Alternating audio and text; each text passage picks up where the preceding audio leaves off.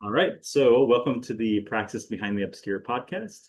And today I have a very special guest and kind of an auspicious coincidence in the fact that I will be heading to Thailand. I am very interested in the Sak Yant tradition. I'm going to help with a food documentary, and I think everybody loves Thai food. I don't know many people who don't like Thai food, so that'll be cool. And I figure it's a good chance to explore their Buddhist traditions, their Sak Yant traditions. And so today I have a special guest who just wrote a book. He's Sheer Zed. He wrote the just released book entitled Thai Tattoo Magic, The Initiatory Practices of the Thai Buddhist Magicians. And so rather than me reading up your information, as I mentioned earlier, it would be good if you can kind of introduce yourself to our audience here at Praxis Behind the Obscure and maybe share a bit about how you got interested in the Sak Yant and the Thai tattoo magic, and maybe about your background a little bit before that as well. Okay, well, hello, Ryan. Hi. Um,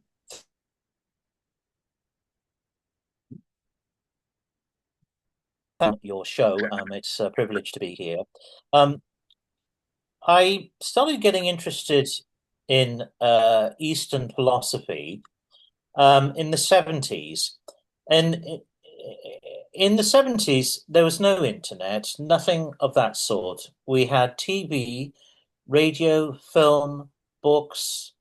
Um, there was film, you know, newspapers, and my parents belonged to a book club, and they would be given a selection of books that they could purchase once a month belonging to this book club. And they. I mean, I was living in South. I grew up and was born in South Wales, and it was well. To give you an idea, have you ever seen the show Doctor Who? I believe I did see a bit of it. Yes, I believe so. Right. Um, there's an episode called The Green Death. There's a story called The Green Death, and that was filmed near where I used to live in North Wales, well, Mid Wales, near Bryn I used to live in Ebbw Vale, and it's a desolate place. And I, I grew up in this sort of post-industrial landscape. So when something caught my attention, when something from outside of my realm came into my life, I would pay special attention to it because, as you've said to me previously, some things seemingly have an air of auspiciousness about them. They seem to be important for some reason. They just naturally speak to you, and a number of things naturally spoke to me at that time. One of them was the show Kung Fu with David Carradine. I love that. I love that show. Yeah. Um, Looking back at it now, it seems to be a touch, well, possibly seen as slightly off key because of the nature of it. It's a Western, but it's has genuine uh, uh, elements of Eastern philosophy within it. Bruce Lee approached a studio with an idea for a show called The Warrior, and they were talking to him, and they decided not to do it, but they took the idea and made their own thing. Now, unfortunately for Bruce Lee, he didn't get his TV show made. But fortunately for us, David Carradine was chosen to star in it, and I think in later life he was honored by the Shaolin Temple. He went to the Shaolin Temple itself in Asia, and they honored him for sharing and spreading the truths of Buddhism and of the particular philosophy that he was embodying within the work of the show. And that's the first time I came into contact with this philosophy, this idea. The the show has a section in it whereby he leaves the temple and he grasps this burning chalice, and he is tattooed or scarred by, I believe, a dragon and a snake, or two snakes or two dragons, but on either side of his wrists, either side, on a very sensitive part of the body. And he has to lift up this burning chalice. It's the final initiation of leaving the temple. And then he goes out into the freezing cold snow, and he plunges his wrists in, and he cools down the burning, and then off he goes into the world. And and that had an enormous effect on me. Not just the slow motion fighting, which was cool, but the idea of the philosophy, and that embedded itself. As I said, my parents belonged to a book club, and there was a book called Magic, Words and Numbers by Stuart Holroyd, and that was like a kind of primer into occult subjects. And so it included Crowley, psychic phenomena, all manner of different things. And to a child, about 7 or 8, 9 years old, this is like a bomb going off. I mean, and I still have the book today. I mean, it's not.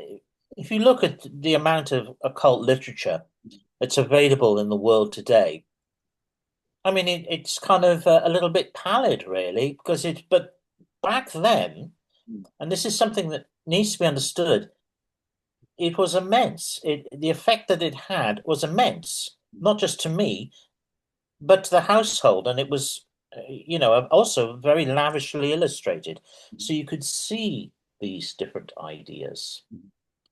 So the 70s for me were different elements. And also my father, he was an astrologer and a practicing magician. Um, Unfortunately, he was diagnosed clinically depressed in 1972, and was a full-blown schizophrenic. And unfortunately, he was hospitalized. So I witnessed that, and that left its mark on me.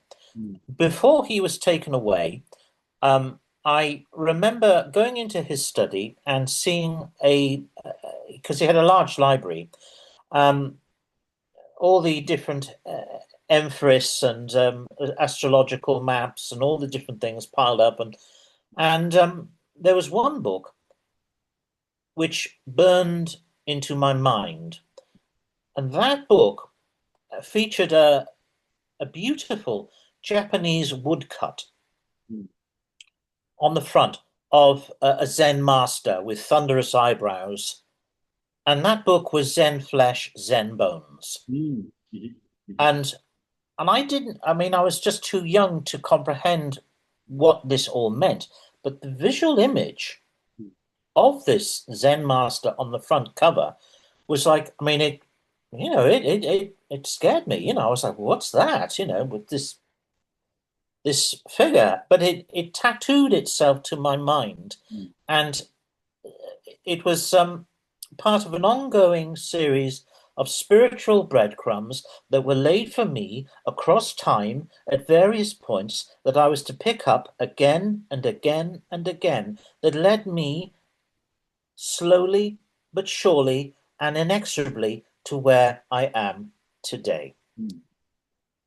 Yeah, that's great. That's great. I think a lot of the listeners can probably relate to this too, right? It's almost like the follow the yellow brick road, right? Like, do you go further? Do you keep following the breadcrumbs, or do you just turn away and forget about it and pretend it never happened?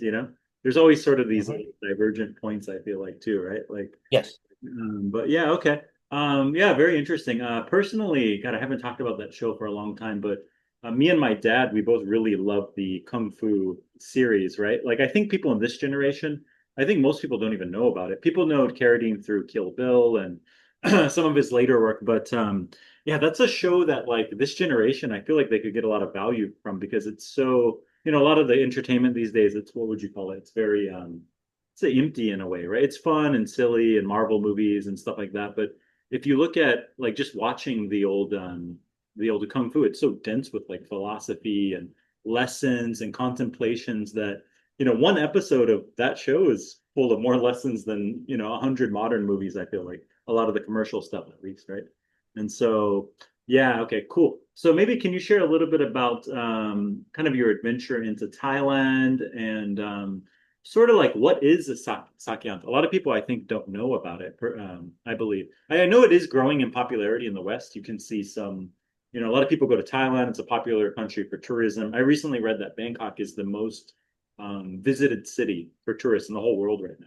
So people see it, they might Ah, know what it is. You know what I mean? You walk down the street, they'll see somebody's back or arm with these tattoos. But now that it's growing in popularity, maybe you can share a little bit about what it is, why people get them, how is it done, stuff like that. Yeah. Mhm. okay. Um, there's a lot to unpack there, and I will do my best to um, to address Mhm. each of the elements that you've discussed.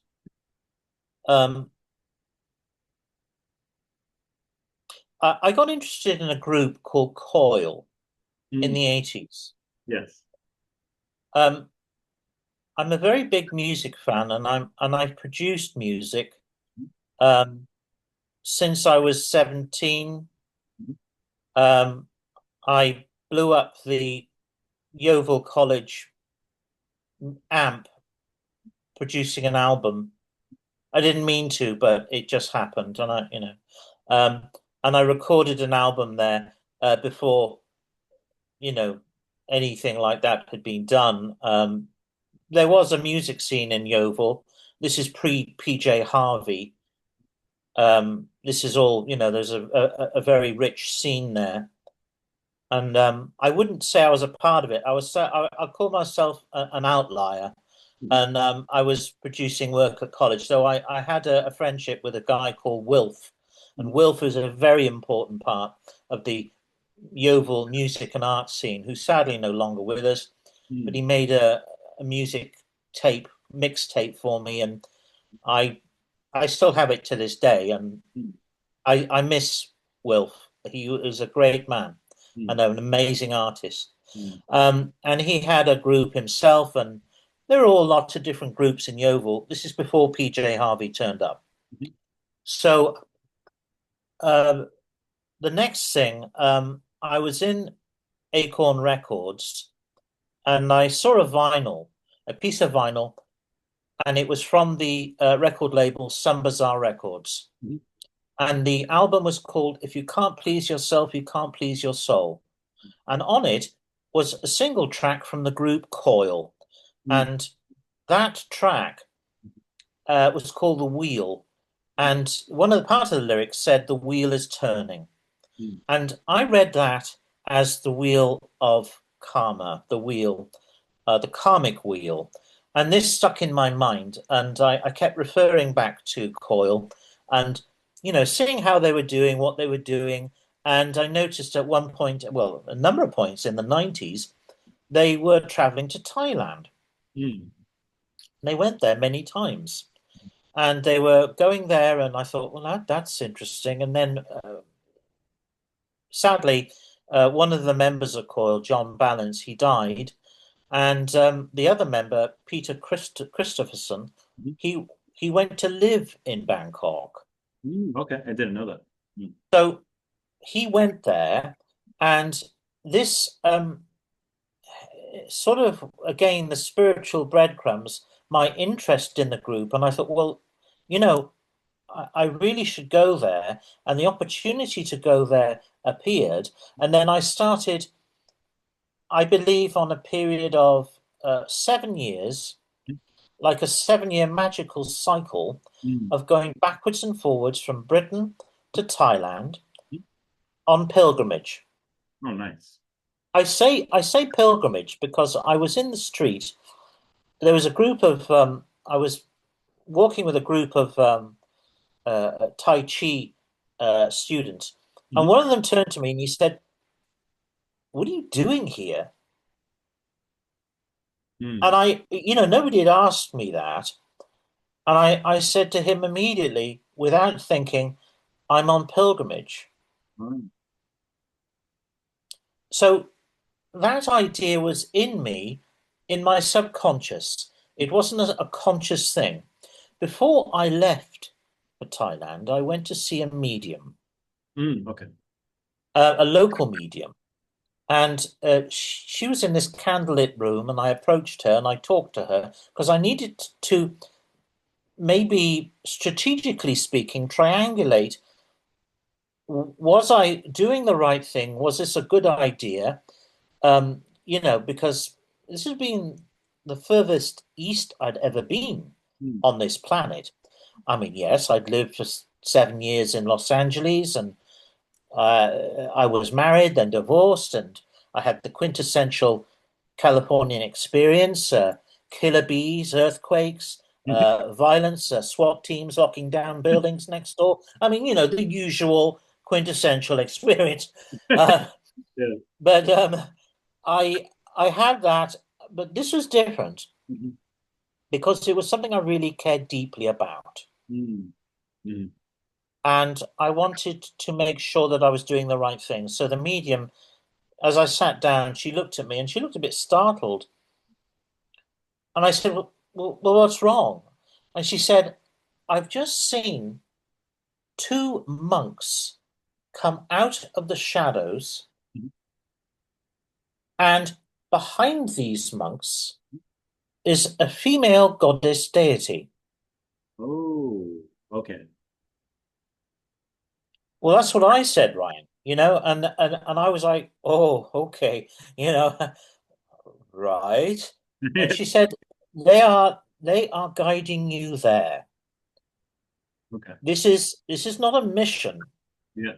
This this is something else. Mm. You are being asked to come.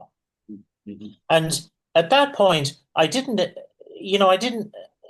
ever think that I was enlightened or anything like that. I had a profound dream in America.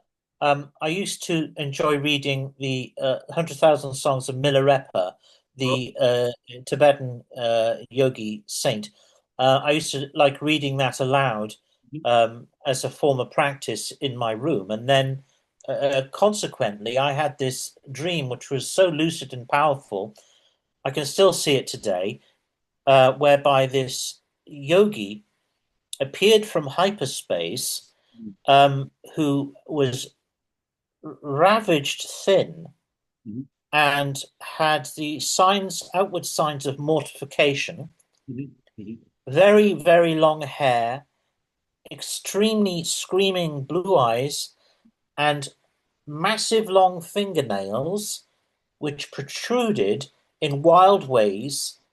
And he was sat cross-legged in this position and looking at me and doing these mudras, Mm. these cosmic mudras. And this was just, it was like they just transpired in the dream, and they were there for, I don't know, 5 minutes, something like that. Didn't say a word.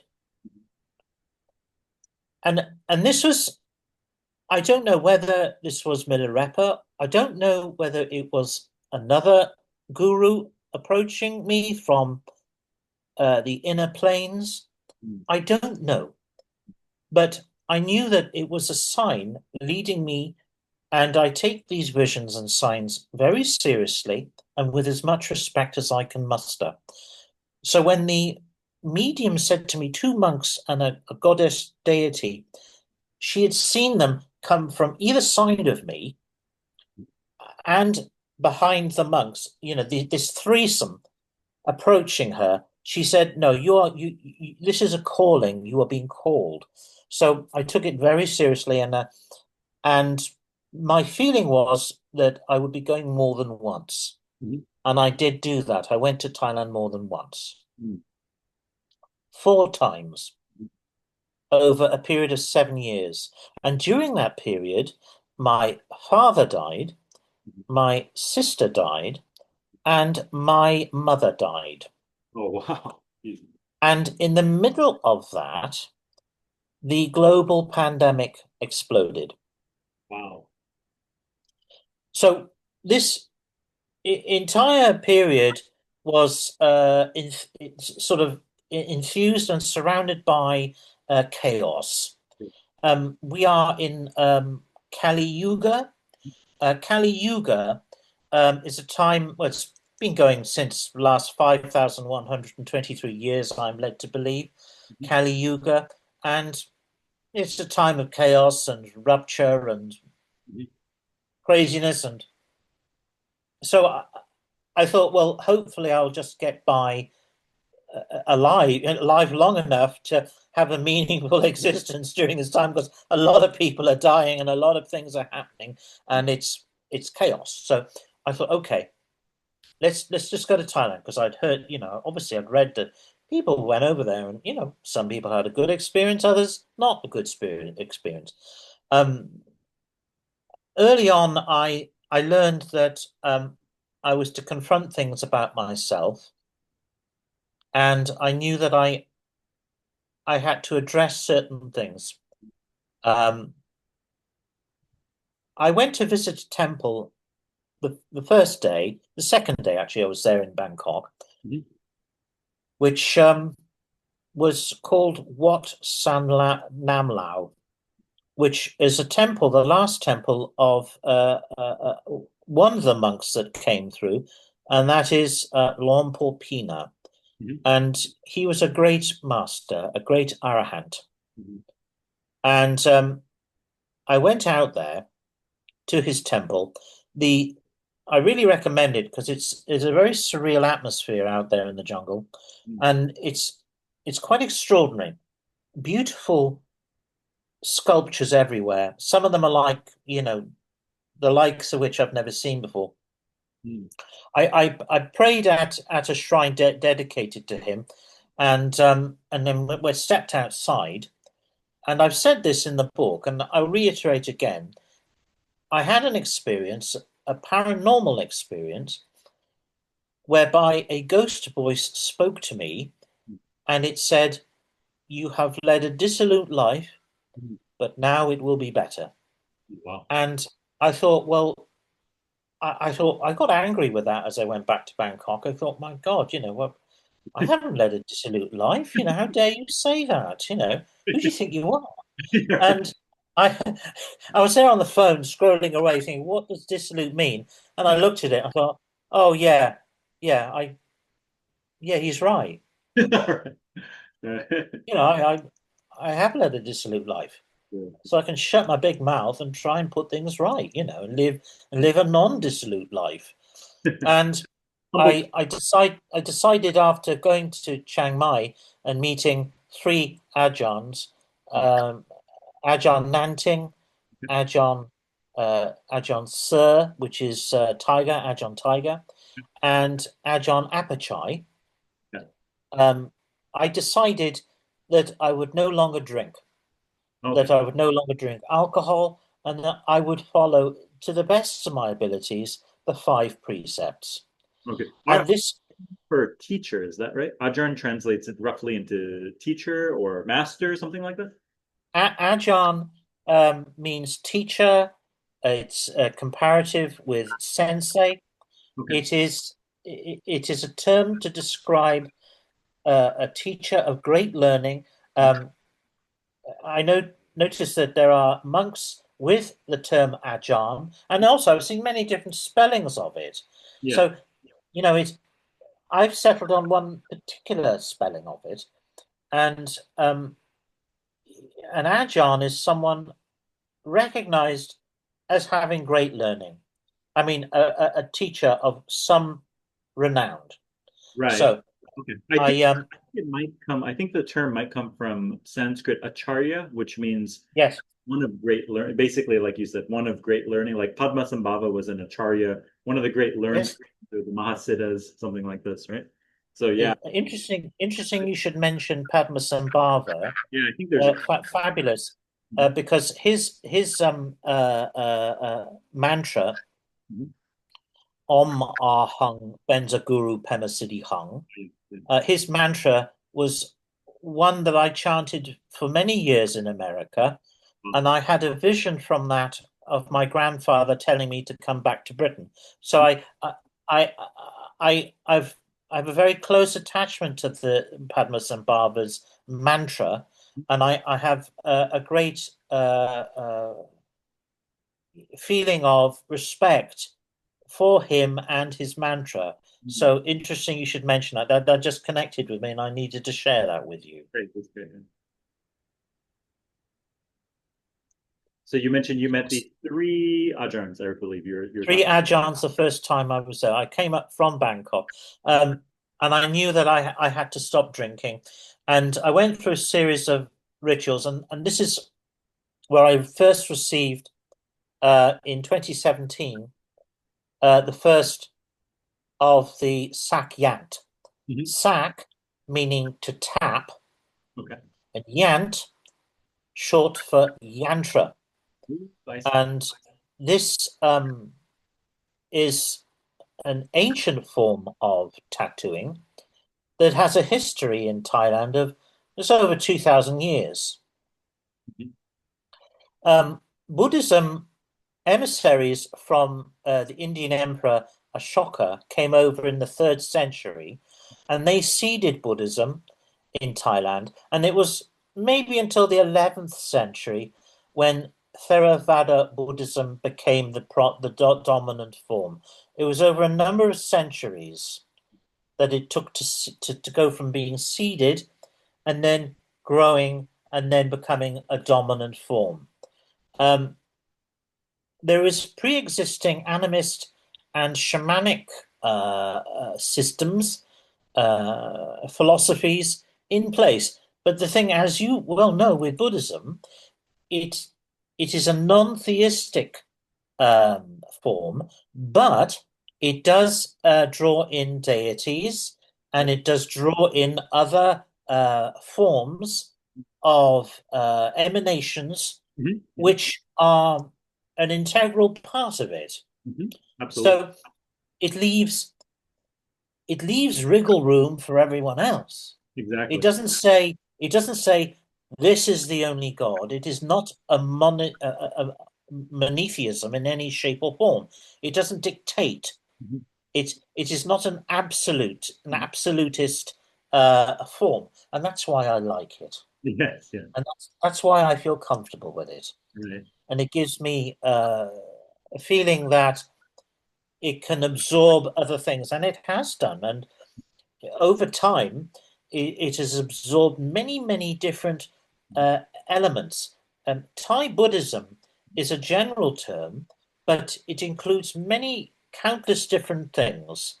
Um, in the cities, there's a one form, and then in the countryside, there's another, and then it it's like marbling. I've said this before. It's like marbling. It's under pressure, but the effects are so beautiful and so irresistible. So many different things. Necromancy is heavily, employed within Thai Buddhism. I mean, within Magick within Thailand, and Buddha is at the top of all things. Nothing is higher than the Buddha, but underneath that, there is all manner of majesty and gorgeousness. So many different things. It's irresistible as far as I'm concerned, which is why I've felt so privileged to really to be a to practice this form. Um, it's I mean, it doesn't exclude anything. It goes, oh, I like this, and it takes it in, and it is inclusive, and it brings it in. So it feels one is able to explore clearly, not just oneself, but many other things. So the first Sak Yant that I had was from Ajahn Nanting. Okay. Now, Ajahn Nanting, uh, his day job apart from being an ex-soldier, well, he's recently activated because of the issues in Cambodia. Cambodia. But I've seen him with his, stripes. I mean, that when there is action, Yeah. Thailand has an enormous army of reservists, enormous. I mean, it's ginormous. Yeah, I mean, they're very it's proud huge. So, that they have never been conquered. Like for example, Vietnam has been taken over by the French. It's been yes, taken by the Chinese. It's been bombed the hell out of it by the Americans, right? Whereas the Thais, they've always had they've never been colonized. They're very proud of their country, their nationality, able to defend from outsiders and what have you, right? So yeah, yes, yeah, they're very peaceful, they're exactly. very Buddhist and peaceful, but at the same time, you don't mess with them. They have that, sense of, we're not going to be colonized over here kind of thing, attitude, right? So, yeah. Yes, yes, correct. That is absolutely correct. There's a phrase in Thailand, and a phrase that was, when I was going through difficulties, one of the Ajarns said to me, "Susu, susu," and which is roughly translates means never give up, Mm, don't stop fighting, mm, you mm, know, keep fighting, right, do not stop, mm, never give up. right. And I took it to heart. I thought, yes, yes, thank you. That's good advice because I feel besieged right now. And he was giving me this advice. So, and that, and that is very helpful. So back to the first Sak Yant, Mm, it, it wasn't in ink.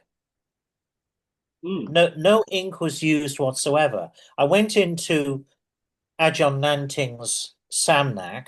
The Samnak is a place of work for an Ajahn, yeah, and it was most peculiar. He was building a shrine to a deity who I identify as the deity that was seen by the medium.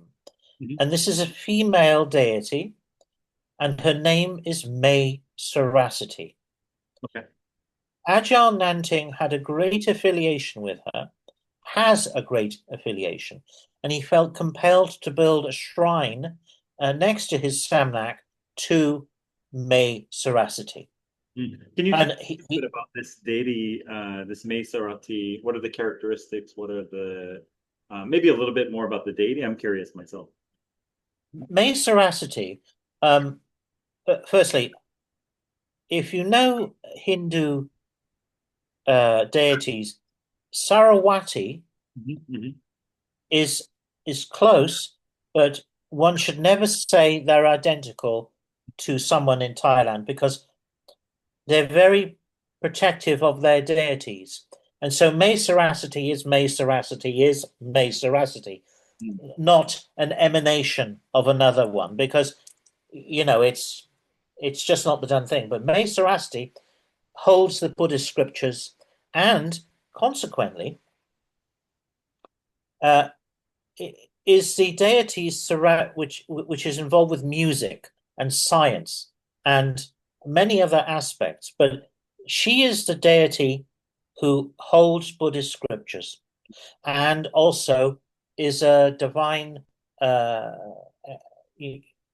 part of music, really.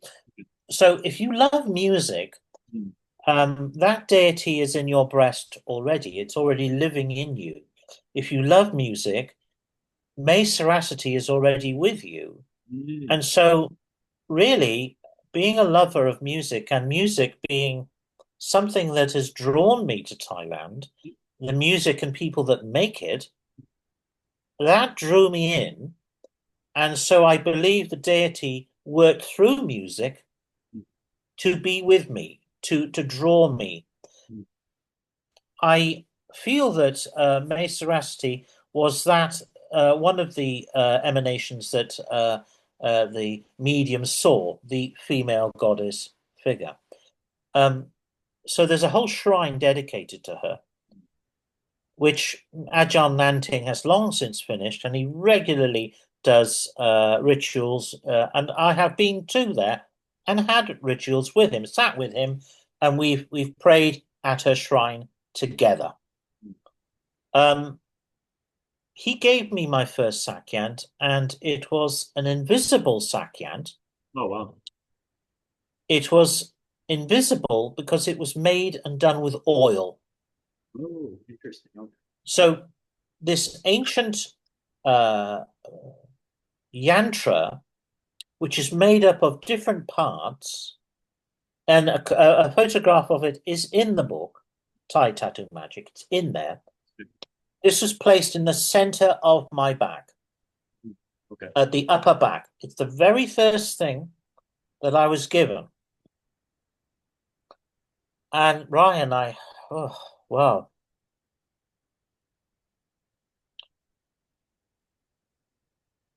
I can't tell you how eschatonic Mm, this experience was. I mean, it shook the very foundations of my entire life. I mm, mean, I didn't think at any point in my life I would have any form of tattooing. I mm, mean, I'm an artist. I can draw. I've designed things. I have many books of drawings, and I'm a skilled artist. I can do good work, but I never once thought ever that designs would be placed onto my skin. sure. Mm, That idea, and also the idea of needles going into me. My God, I was like, I, that's the last thing I was thinking. yeah. So to be in this position, um, in a place of the great unknown, when you have a rod, a Sak Yant rod, fish egging into your skin repeatedly, that becomes that becomes the point of pilgrimage, because pilgrimage is pain. Yes. There is some kind of pain Right. associated with pilgrimage in terms of asceticism, in terms of philosophy, Eastern philosophy. Um, you most definitely know. You see devotees; they're on their hands and knees going across mountaintops to reach holy places. I mean, going through incredible pain in order to go on pilgrimage, and then they finally reach their point of worship and the place that they settle at, and to get through that. So I was undergoing a form of pain, and pilgrimage is that part of the pain. The pain of receiving sakyant can be seen as that kind of pilgrimage. It's an encapsulating moment. So I can't tell you what it was like. It was like being plugged into a central electricity Mm, point. I mean, I felt this invisible field had been placed inside me, and I was being charged. I mean, you know, the human body and mind has different ways of managing pain, mm, mhm, and endomorphines do all sorts of things to all sorts of people. So I had that in mind, but then I literally, I mean, I believe I left my body as he was hammering and fish egging away, and the invisible oils going into my body, and the design of Maceracity going into the back of my just the lower back there, right in there, right in there. I thought, am I going to pass out? Am I going to? And so mm, I, a part of the idea of receiving sakyant is your deportment, how you are able to manage yeah. your deportment, your calm, your coolness, your ability to retain mastery over yourself when the pain is absolutely excruciating. Mm.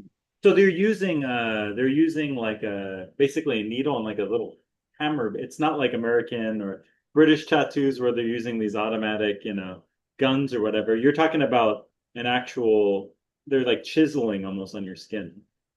It's a rod, Okay. a long metal rod Mhm, with an intensely sharp point. mhm, mhm. And usually it could have a styling, a design on it, and an Ajarn will have a rack of rods, different kinds of rods, and these rods are, they're part of they're a magical tool, Yes, exactly. and it's incredibly long. I mean, these things are massive. They're just huge metal rods, and you can change the tips, and they have a little refine point, and they can hold so much ink, and it's absolutely extraordinary. Now, some people have said it's like poke and stick. Well, I have to respectfully say, no, it's not like poke and stick. It's Sak Yant. It is a completely separate, unique form, and there's nothing like it on the face of this planet. People say, oh, it's poke and stick. No, there's no stick and there's no poke. What the Ajarn is doing, he is transmitting a form of yantric wisdom into your body and psyche. He is chanting. I mean, this Ajarns, they've spent time in Right. uh, temples. Sure. They've at least been in there 6 months, Sure. at least some 15 years, some, a very exceedingly long time. And then they disrobe, and then they go out into the world, and then they're white robed. And then, and then gradually they wear whatever they feel is appropriate. But, they're disrobed, they're lay people, and they have shrines which are festooned with all manner of bucha or statues, um, lursi heads, um, statues of teachers that have been influential to them, and always, without exception, at the very top of each and every single one is Buddha.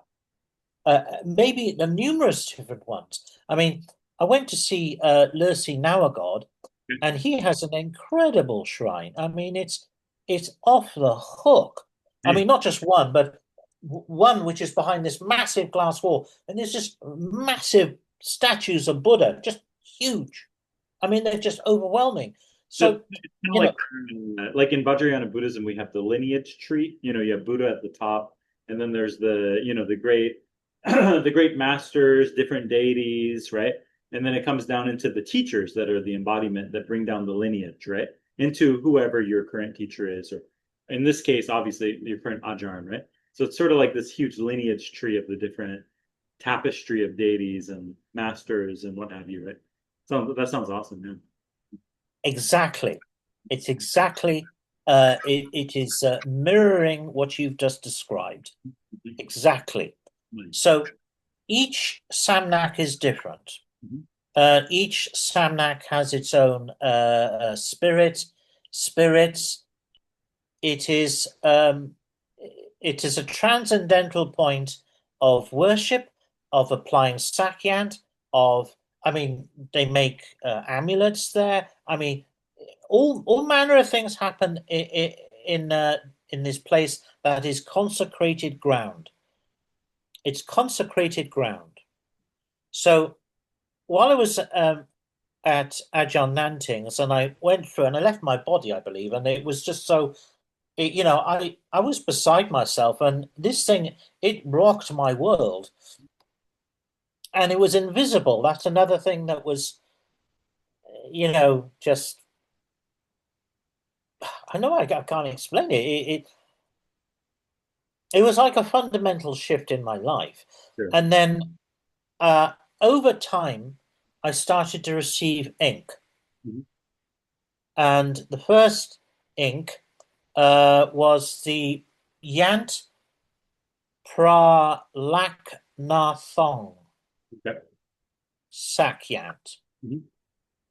And that um, I can show to you. Yeah, that'd be great. That'd be great.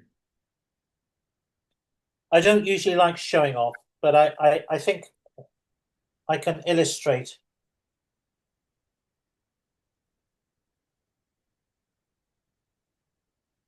Oh, okay. Cool, cool.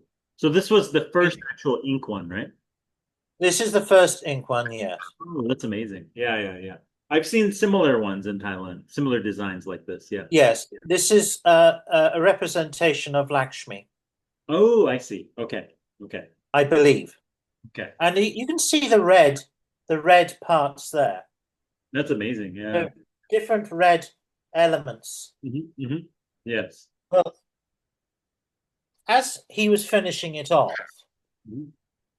Ajahn Deng He said the red, Mhm. it regenerates the Sak Yant. Each time it regenerates, it becomes new Oh, okay. over time. So it will keep regenerating. All the elements, all the magical elements of this Sak Yant will keep going on and on. As long as you hold the precepts, as long as you lead a good life. And that's the thing. There are invisible strings attached to Sak Yant, and a lot of people go over to Thailand and they think, I'll get a spiritual tattoo. And that's how it's sold, a spiritual tattoo.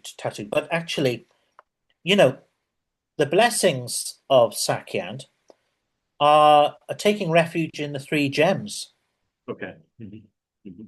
You take refuge in the Buddha, the Dharma, and the Sangha. Mhm. Now, to many people, that's seen as a conversion to Buddhism. Right, right. All right. And it doesn't matter what kind of Buddhism, it's to Buddhism as an idea. And there are many different extraordinary variants of Buddhism that I respect and have respect for. So, you know, I before going, I was practicing, doing my best to practice. So before going, I felt already as though I was a Buddhist. I felt, yeah, this is where I am and how I feel about things. But people go out there and they have no kind of, to answer one of your questions, they have no sort of point of reference. Sure, They sure, just they go into an environment sure. that they don't know what they're going into. I mean, to some point, I had no idea what was going on. I mean, my God, this is I mean, the culture shock of stepping off the plane, the Sure. wall of heat, of subtropical heat hitting me, Yeah. intense heat. I mean, it, It's so humid. it It's so humid. Yes. Yes, yes. It's intensely humid. like in a sauna, basically. That's the good point of reference. Yeah. Basic, you got it in one, Ryan. You got it in one. Exactly like a sauna. And that has an effect. That creates a point whereby you cannot feel the delineation of your skin. Yeah, right, right, right. Mhm. And that has an effect of making you feel interconnected with all things. Yeah, yeah. And that opens you up to spirits. Okay. It opens you up to, this sort of like, I mean, this feeling like, you Mhm. know, I have to be honest, I was predisposed going over there, empathic. So I had a radar for these things, and I Sure, was very sensitive. I sure. still am very sensitive as a person, and I feel things on that level. So I have a predisposition. So some folk, though, don't have that capacity, and I respect that. Sure. But I did, and I felt that, and my intuitive side was telling me, you know, you need to be very careful and very aware of how you're processing and what thoughts you bring into yourself because they will be attracted to you. This is why some people have a positive and negative experience going over there. Yeah, Radically different forms of experience. sure. It's it's an extraordinary place, Southeast Asia. Oh, definitely, definitely. Oh Definitely. my God, it's one of the most incredible places. I mean, Taiwan, the whole of Asia, Yeah. extraordinary places, magnificent. I Definitely. mean, fascinating to me anyway. You hit me as well. Um, so that over time, I received different sakyant, and Do they, I have a quick, do they ask you, because you mentioned like you should take refuge in the three jewels. When you're doing the Sakyan, do they ask you for any sort of commitment? So it is almost like this magical transmission, right? That's the way I'm looking at it. So it's like the teacher is giving you a spiritual transmission. And then on your end, as the student or as the recipient, I guess you would say, right? Is there any commitment? Is there any, like you said, maybe do you have to take refuge? Do you have to, as you mentioned, do you have to follow any precepts? Do you have to commit to any mantras? Is there anything on your end as a commitment? I guess would be my question. When I originally went into Ajarns, he had this sign in English on the wall, and I've tried to recreate it in the book, and the sign was very clear. Um, Firstly, when people go into the Samnak, Yeah. they are asked, please, not well. You're going into consecrated ground. It's like going into a church. Sure, sure, sure. So don't be drunk. Yeah, right. Don't be badly dressed. Don't misbehave. Don't. I mean, just sort of be aware of where you are. Right. And some of the requests that he had, one of them being uphold the precepts. So when you go in, you are, as you say, you are having a magical transmission. I mean, I see Sak Yant as a form of active magical spell, An which is initiate. placed upon the body. It is a part of there's a number of different elements in Sak Yant. Okay. There's Pali, Khmer, Comscript, there is Mon, there is Thai, there is Thai, and there are other hidden encrypted elements, Yeah. and then animist, uh, Hindu, Buddhist. I mean, it's it's a conglomeration of many different aspects. So many and Thai folk practices. There's all sorts of different elements Yeah. that make it up, Mhm. and it's all underpinned with Buddha at the top of everything. Mm, And you're being asked to lead a moral life, mm. and they don't wish to sell it that way. It's sold as a kind of soft power kind of spiritual thing. Well, actually, you need to look closely. I mean, his sign was very clear. Also, it said, another thing on his sign, it said, "Don't eat dog meat." Oh, that's interesting. That's interesting. Okay. Now, I don't eat dog meat, and I haven't ever eaten dog meat. Um, it was interesting. Ajahn Sir did this one ritual for me, and afterwards he said, "You mustn't eat buffalo for 7 days." No. Okay. And so there's this thing about certain kinds of meats not being ingested, and Right. I don't know where that comes from. It's just seen to be not a good thing to do. Mm, So, you know, buffalo meat, don't eat it for 7 days because it will mess with the magic of this particular ritual spell. And it's like, okay, I won't eat buffalo. I don't ever eat dog meat. And there are other things as well. There are rules for novice monks, okay. and some of them are just plain crazy in my mind. Okay. I mean, a lot of monks they have well, not a lot. All monks have 227 different precepts to uphold, and Perfect. some of these are quite extraordinary, and they've evolved over time. Imagine over hundreds and hundreds of years, an abbot of one place may have gone, oh, I want this placed into the precepts because of this, for any given reason. Right. And a lot of people on social media Yes. include certain things into the rules of upholding Sak Yant Okay. that are not necessary Mm, okay. because they relate solely to novice monks. Okay. Okay. So, you got people reposting and sharing these things saying, "Oh, don't eat this fruit and don't do this." So, wait a minute, hold on. I'm not a novice monk. Right. I'm just this guy. I mean, I'm, but the baseline Yeah. is the five precepts. If you hold the five precepts, all right, don't eat the dog meat, but that hold the five precepts, and you should be fine. And they are and there's five precepts, and then there are the eight precepts. Okay. The eight precepts are the first five plus three. Mm, I managed to do one of the three, but the other two don't listen to music, don't watch TV. It's like, I can't do it. but these are meant to be done uh, at well, it depends how far you want to go. Sure, sure, sure. Some of them are, if you want to become an intense practitioner, hold the eight precepts. But I like music and I like listening to music.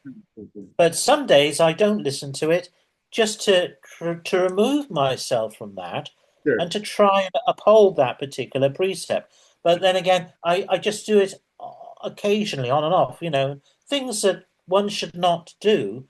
It's a form of asceticism, Right. and you can take that as far as you like. You can do that, but I always try to hold the five basic precepts Hmm. as much as I can, Well, that's great. and that powers the Sak Yant. That gives it the power. Sure. It's a faith-based magical tattoo Mhm. that is a magical construction. It is an extraordinary thing. And it well, I also noticed another thing, Ryan, and this kind of freaks me out. Mhm. Certain Sak Yant can invade your psyche Oh. and change your characteristics. Mhm. And before I had the centipede, Mhm. Mhm. I have this huge centipede going on, and the legs are made up of unaloms. And the unalom is an extraordinary, significant design, which represents Shiva and also is the sign of um, enlightenment, the road of enlightenment of an entire soul going through its transition. And also, it's a sign of Ajarns as well. It has many different meanings, the unalom. So this centipede has legs, unaloms for legs. And you imagine how many legs centipede has. It's like many, many different So many lifetimes, right? legs. Yeah. Centipede, 100. So I've got 100 unaloms. Unaloms. It's like, but the centipede also has a characteristic in Thailand. These buggers are enormous. They're massive. You don't want one biting you because you'll know if you've been bitten by one. It's like it's vicious. It's absolutely vicious. It's worse than a spider's bite, apparently. I never want to be in touch with a centipede. Never. I mean, I've got one on my body, but Yeah. but the bite of the centipede is vicious. And over time, since having this, I have this terrible short temper. If somebody is disrespectful to me or Buddhism, I mean, I could, it just comes out of me, this centipede, and it goes, Yeah. it chomps on who and whatever. So I have to be able to pull in my emotions, Mm. to straddle and master my emotions. And part of the deal with Sakyant is you have to learn how to deal with the magical elements of these spells, these forms. I mean, I've said before, it's like software on the hardware of the body. Okay, that's a good analogy. Mhm. Mhm. So, you're dealing with a powerful form on your body, and you're going, well, where did that come from? It's like, oh, yeah, right, okay. And I recommend, Sorry to cut you off. A question I have please while go. you were speaking, a question I have is it so is it like you select which Sankant you're getting and which sort of spell, what sort of transmissions you're getting, or is it the Ajarn's place to look at the individual and decide specifically based on what they see what would be most beneficial or what would be best for you? Does that make sense? Yeah, perfect. Yes. And another great question, Ryan. Thank you very much for asking it, Yeah. because this opens up another aspect of Sakyant. Yes. Um, when I saw Ajahn Sir once, who had this way of divinating, he touches your upper arm, Mhm. and he has a way of divinating certain aspects. Mhm. he can divinate from your upper arm Wow. Just by touch, just by touching. purely by touch. Yeah. And I was asked to sit next to him, and I sat next to Ajarns Sir, Ajarn Tiger, and he touched my upper arm, and he was like, "Oh yes, yes, I've seen, I see a vision of you with a very particular form of Sak Yant." Okay, so an Ajarn, like a doctor, will diagnose you with a Sak Yant Mhm. that they feel is important for you to have, Yeah. and Sak Yant thus becomes a form of medicine. Okay, cool. That's good to know. Good. And I didn't know what the Sakyant was. I mean, some Sakyant I've had an intuitive feeling that I'm drawn to, and I've gone, okay, I feel this would be good for me, and this would be good for me. And that's as far as it goes. And then that's as far as it goes. But then a number of times, Ajahn Sir, and I've gone to him purely, and I said, "What would be, teacher? Would be good for me?" And then he thinks, and he's, "Ah, yes, I've seen you with this." He's had a vision, and he's seen me with a form of Sakyan, and one of them was the Soy San Wan. Okay. The Soy San Wan is the necklace, Mhm. and the necklace is three lines of Buddhist scripture along the chest, upper chest. It's on the cover of the book, and it's right along there. Now, I would, if you were to say to me before I had this done, would you like to have a tattoo on your chest? I would go, no, I wouldn't. No way. No way, Jose. You know what I'm saying? Right? I wouldn't do it. But when an Ajahn says to you, you require this, Hmm. this is the diagnosis, Mhm. and I see you with this, you pay attention to what they're saying, and you go and get it done. This is the prescription that has been given to you by an Ajahn, Right. and there's no getting around it. So to answer your question, Ryan, both. Okay. An Ajahn can prescribe Medicine. a Sakyant for you specifically. They'll read you, they will feel you, they will feel, and they will see you.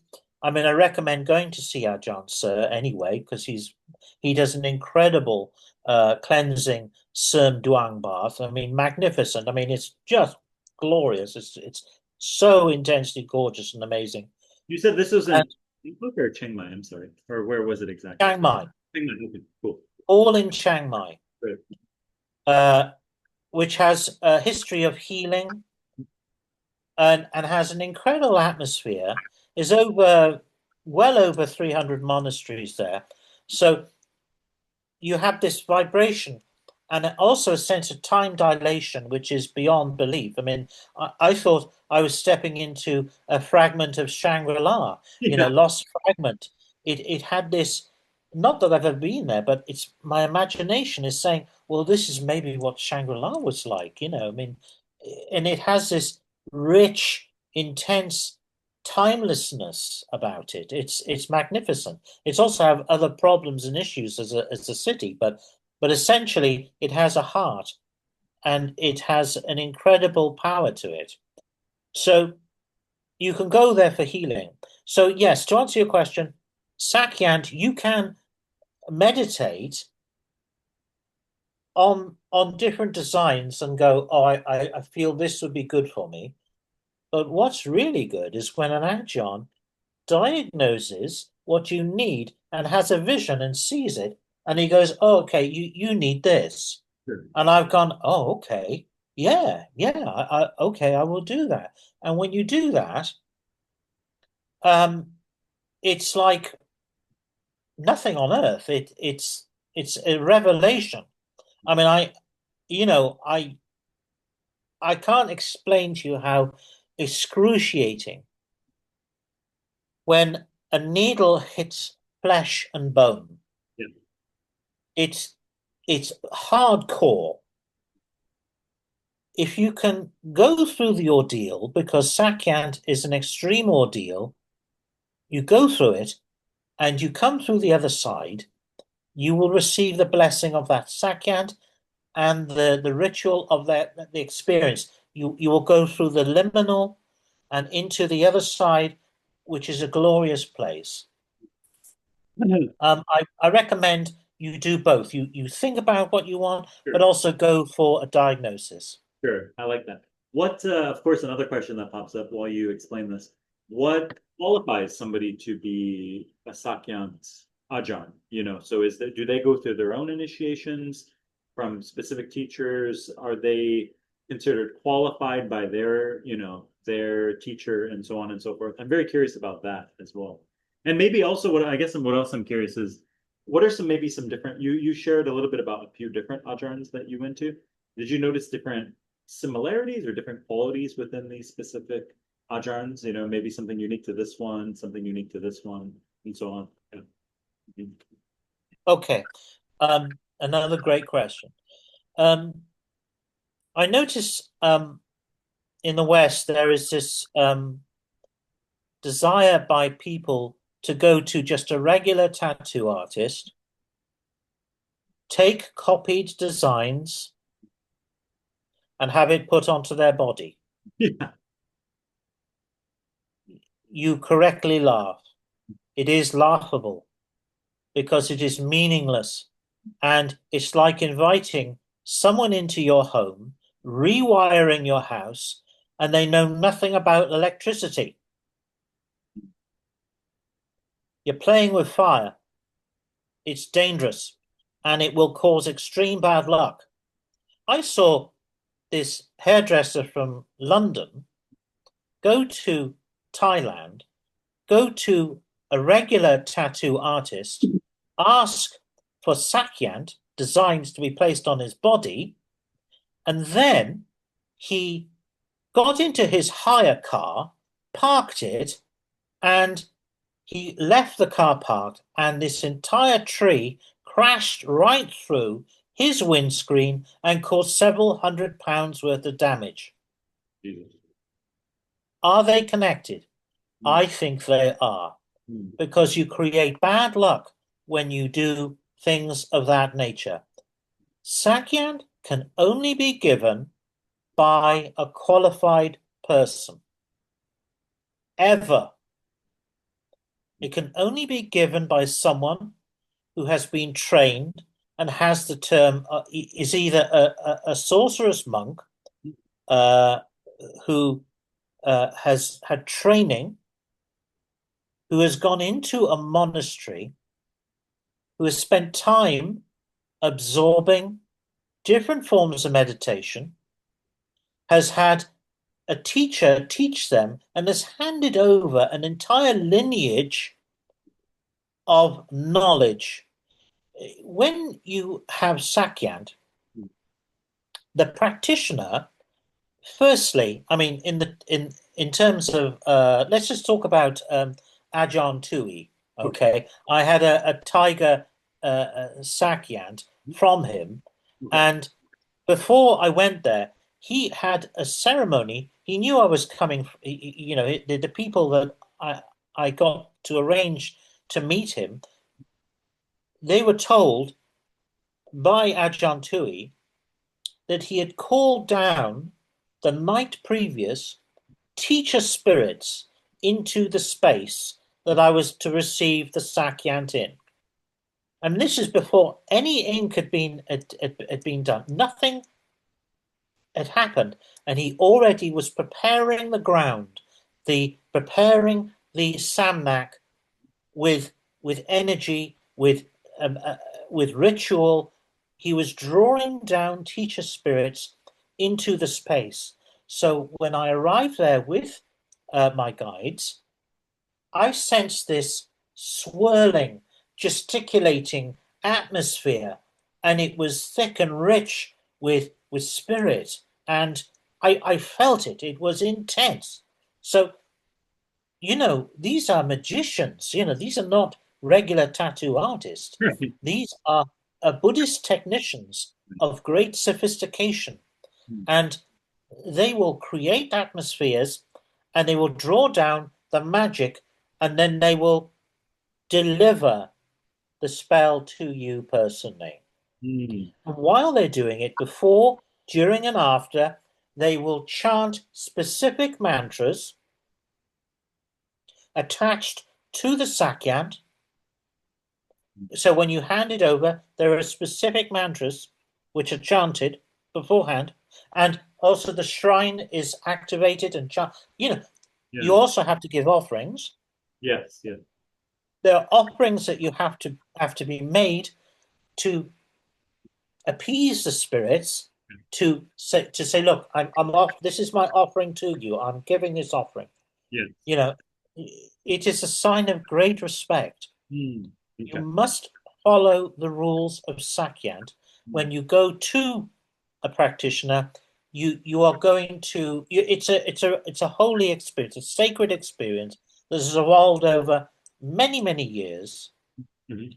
And so, going in with a piece of paper with something copied off the internet Yeah. into a a tattoo parlor. I mean, nothing against tattoo artists. Sure. I mean, Sure. there are some tattoo artists Yeah. who are genius level and are truly profound artists. This is nothing against tattoo artists. Sure. Sure. Sure. It's just that Sak Yant is a very highly sophisticated form of tattooing that is on a magical and a spiritual level that requires highly specialized training. Mm. And if you don't have that training, then you are not able to give these designs, special magical spells, to devotees or anyone else. You can't do it. It's just simply not possible. And if you do try to do it, you will create bad luck for yourself and also for the person that you're giving it to. Okay. It's, Good to know. Good to know. but I hope that explains in some way what you've asked. Oh, definitely, definitely. Second part was more like what are the different characteristics of the Ajarns that you met? I think that would be useful to listeners because, what are some traits, characteristics? I mean, were all of them the same, or did you notice like, this Ajarn had this quality, this Ajarn had this other quality? Because you had mentioned certain things like um, styles of divination, which I found to be fascinating, and different prescriptions. So I'm wondering if they're all very similar or different in your experience with these objects, their qualities. Okay. All the Ajarns that I've met have their own particular qualities. I mean, these are human beings. Sure, sure, sure. Yeah. Right, right, right. They're human beings, and humans are different. Sure. Each person has their own qualities, their own peculiarities, their own peccadillos, their own way. And in terms of Ajarns, as I think I mentioned, Ajarn Nanting, he's had 28 different teachers. But he can't have any more than that. Otherwise, it's believed that it would kill him. That amount of knowledge would kill him. Okay, so So limit on how many teachers one Ajahn can have. That's interesting. Okay. you can't go beyond a certain amount because it's seen as you cannot hold too much magical knowledge. It Mm, would seem to mess you up. It would kill you, because there are limits to it. You know, you okay. are you are holding extraordinary knowledge. Right, right, right, right. Um, each of the Ajahns, I mean, each of them have their own qualities. Ajahn Nanting, he has this, extraordinary quality. He's an undertaker, but he's also has a history in the army, Okay. and also he's there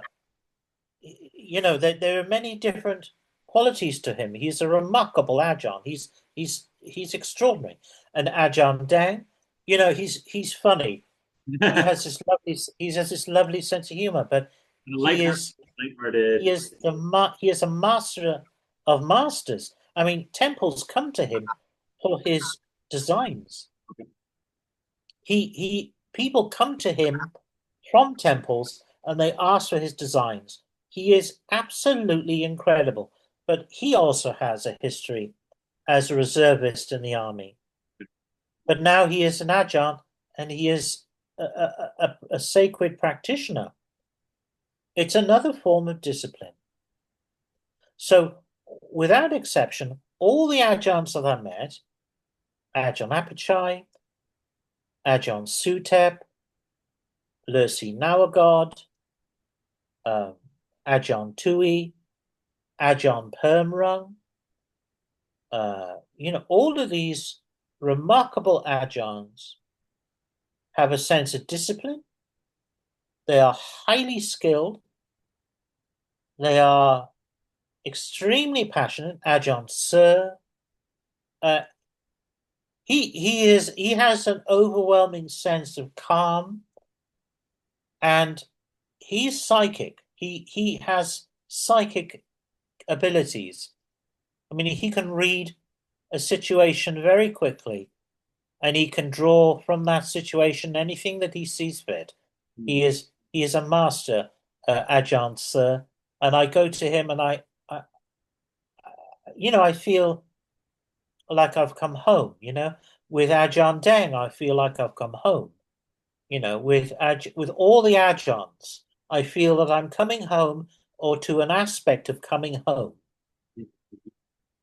And they offer their wisdom, their compassion, their knowledge, their ability, and also their passion. And the transmission of wisdom mind, as you well know, within Buddhism is very important. I'm not saying I'm better than anyone or anything. I'm not saying anything of that nature. What I am saying, I've been gifted with many different forms of magic and magical rituals, and that my body is covered in Sak Yant, and they have permeated into my body and psyche, and they work together, separately, and in different forms. When you read the book, Yes. you will see over the 7 years, the progression, all the different layers of progression over time. And again, I noticed some Western young men go over there and they get absolutely covered in Sak Yant from the first go. Yeah. Don't do it. Okay. Don't do it. Because it's like trying to drive a Porsche as your first car. You just won't know what to do with yours. You won't know you won't be able to manage. All right. For your first car, make it something that's manageable, that you can. It's a vehicle of transportation into different magical realms. The great practitioner, Kruba Ponsid, who is the teacher of all the teachers that I've met, who is sadly no longer with us, he was a great master. And I sadly, it was not my privilege to meet him, but I feel a sense of connection to him. And he would never give any more than 3 Sak Yant at any one time. Okay. Only 3. That's the most he would ever give, because he felt it was too much to give more. Now, over time, however, and I this is just gentle advice. I don't wish to sound dictatorial or absolutist, or it's just from my experience, because I've had time to process. I've had time to process and to quietly contemplate what my experience has been. This book has taken me nearly 10 years to write.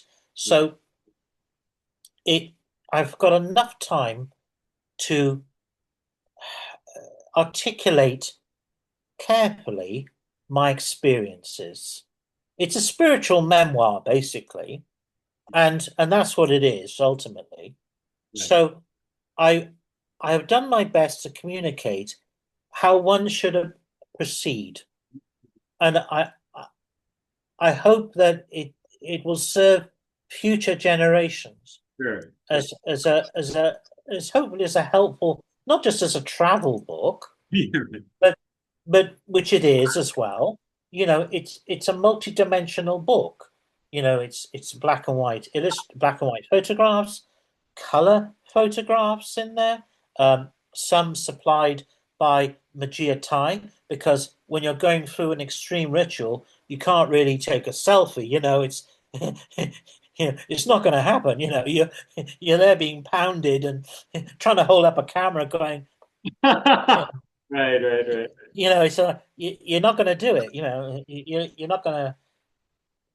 It's just not going to happen. So they very kindly offered these Sure.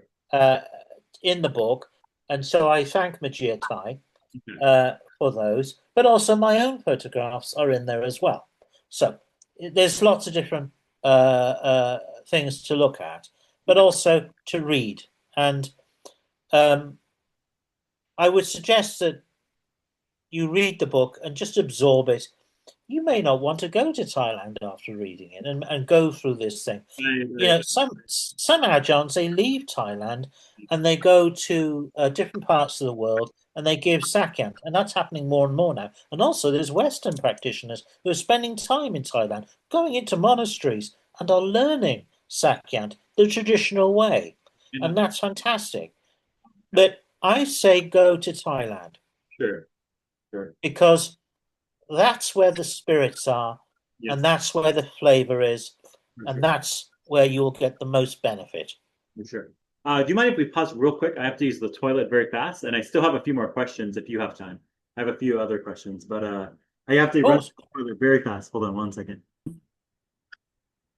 Yeah, yes. So yeah, I definitely recommend people go to Thailand. I mean, I've been living in Asia for about 15 years, different parts of Asia. And specifically, so like Thailand in specific, it has everything. The only way I can describe Thailand, like to try to be as accurate or as, you know, authentic as possible, I guess you would say, is Thailand literally has everything. Like you have, as you're mentioning, these very deep spiritual traditions, Buddhism, animism, magic. It has a very deep history of authentic practitioners and real magicians, real monk, authentic arhats, monks. You also have the other end where it's like you have drugs, you have, in one aspect, it's almost like being in Bodh Gaya, where you have, just a very holy place where, you have a lot of spiritual energy there, right? And then you can go down the other street and you just have weed shops and drugs everywhere and stuff like that, or prostitutes on this corner. So it's literally like the full. What I feel like in Thailand is you have the full tapestry of the human experience. Pretty much anything that one would be interested in, from spirituality to hedonism to, the delicious food or history or modernity. It has literally like all aspects of the human experience, I feel like, and the modern society, ancient culture. So I think it's a very interesting place to go for pretty much anyone, I believe, in my opinion. absolutely. It's uh, very well stated. Yes. You are right. It is. I mean, I view Thailand as a form of iridescent diamond with many facets. You can hold it up to the light, and there is always something and some new facet that you hadn't seen, and it is many different things. It's beautiful, it's terrifying, it's fascinating. You know, the Thai people are I mean, just remarkable people, really remarkable, wonderful people, and some of them are the most superstitious people on this planet. But that's not an insult, as Right. far as I'm concerned, Sure. Sure. because I talk about superstitious Mhm. in terms of its original meaning. Its original meaning, superstitio, Mhm. which means practice Mhm. outside normal worship. Mhm. Okay. And that, for me, is Thailand. There's a lot of practice outside normal worship. And I think that's beautiful. There are all these tiny things in terms of regions. Each region has its own flavor. Um, you know, there's this practice of hanging a red shirt outside the house, just a red shirt on a hanger outside, just outside, blowing in the wind, and it's there seen as a defense against spirits. Mhm. A red shirt just hanging there, and there are small things like that. I mean, each property has a spirit house. Yeah, that's I what mean, I was gonna say. I remember the first time I went to Thailand, and you see all the like you can be in a big city, you can be in a shopping mall, you can be in a bar area, and you turn around and you see these little like shrine houses, and then you find out these are spirit houses. They're everywhere, literally. It's not just in a yes, holy region. We're talking about everywhere around the country. Yeah, yeah. yes, and this is reflects Thailand's belief in spirits, in land spirits, sea spirits, water spirits, cave spirits, mountain spirits, spirits in every part of the land. And and that is a beautiful belief. And it's also very important because the spirit house, Ajarns, they bless the installation of spirit houses. And spirit houses are it's a very specific form. A lot of trouble and a lot of time is spent creating a spirit house, as much as a regular human house, Mm. as much as, in terms of the planning, in terms of what the auspicious date is to found this house. The location is key. You know that they will divinate what the most auspicious place is for that spirit house to be placed. Mm. Mm. And then once it's been founded, a religious ceremony occurs. A ritual occurs that draws in the spirits, the local spirits, either the spirits of the house that it supplies, or any other spirits, ancestor spirits pertaining to the family that lives in that house. One of the first spirit houses I came into contact with was at a Honda car dealership in Bangkok. Yeah, that's fun. That's interesting. Interesting. Yes. Corporate Yeah. corporate entities Yes. have their own spirit houses. Yes. I noticed that too. I noticed that too. I noticed It that. goes corporate, not because it's a cool thing to do Right. and we're down with it. Right. It's because they sincerely believe Mhm. in this as a very important aspect. It's a business decision. It's a decision of spiritual import. Mhm. It's very important. Yeah, it feels They, integrated, doesn't it? It's not like I don't know, maybe growing up in America, it's sort of like there's the spiritual world, there's the you know what I mean, the divine world, and then there's our mundane world. Whereas they're both there is no real separation. You know, there's not this dual. no, It's like both are happening simultaneously. They're integrated. They're ingrained with each other. It's not, spiritual world on Sunday, Monday through Thursday, corporate world. You know what I mean? There's no concept of this sort of separation between the two, if that makes sense. I feel. you're absolutely correct. Yeah. It is that word again: integration, Mhm. inclusion, integration. There is a oneness of all things. These all things are integrated. They're not separated. They're included, and it may seem chaotic to the Western eye. The Western eye will look at it and go, "Well, wait a minute. this is meant, as you say, this happens on a Sunday. No, no, no, no. This is all here and now. This is all happening. Right. And there are certain things which have peculiarities. Days such as Saturdays and Tuesdays are seen as auspicious days for certain things to happen. Yeah. Mhm. Um, Today is Thursday, and Thursday is Lurcy Day. Is what day? Lurcy. Do you know what a Lurcy is? Um, Right. I'll show you actually. okay. This, you see that? It's an amulet, right? Like a Thai amulet, right? Okay. Correct. This is a Lurcy, or from the original Indian Arusi, Rusi. Okay. Arusi, Okay. or Lurcy, as they call it in Thailand. This is Pujao Samingprai, the Okay. tiger-faced Lurcy. And Lurcy are magical practitioners that are great teachers and that they are capable of many different magical acts. They would abide in places such as caves, in isolated areas, and they would practice various different practices, rituals. It was believed that Buddha was taught by a Lurcy, Okay. that he was taught by a Lurcy certain things such as meditation and other things such as that. Yeah. He was taught certain things which, before he renounced his position and left, went out into the world and became a wandering mendicant, a wandering ascetic.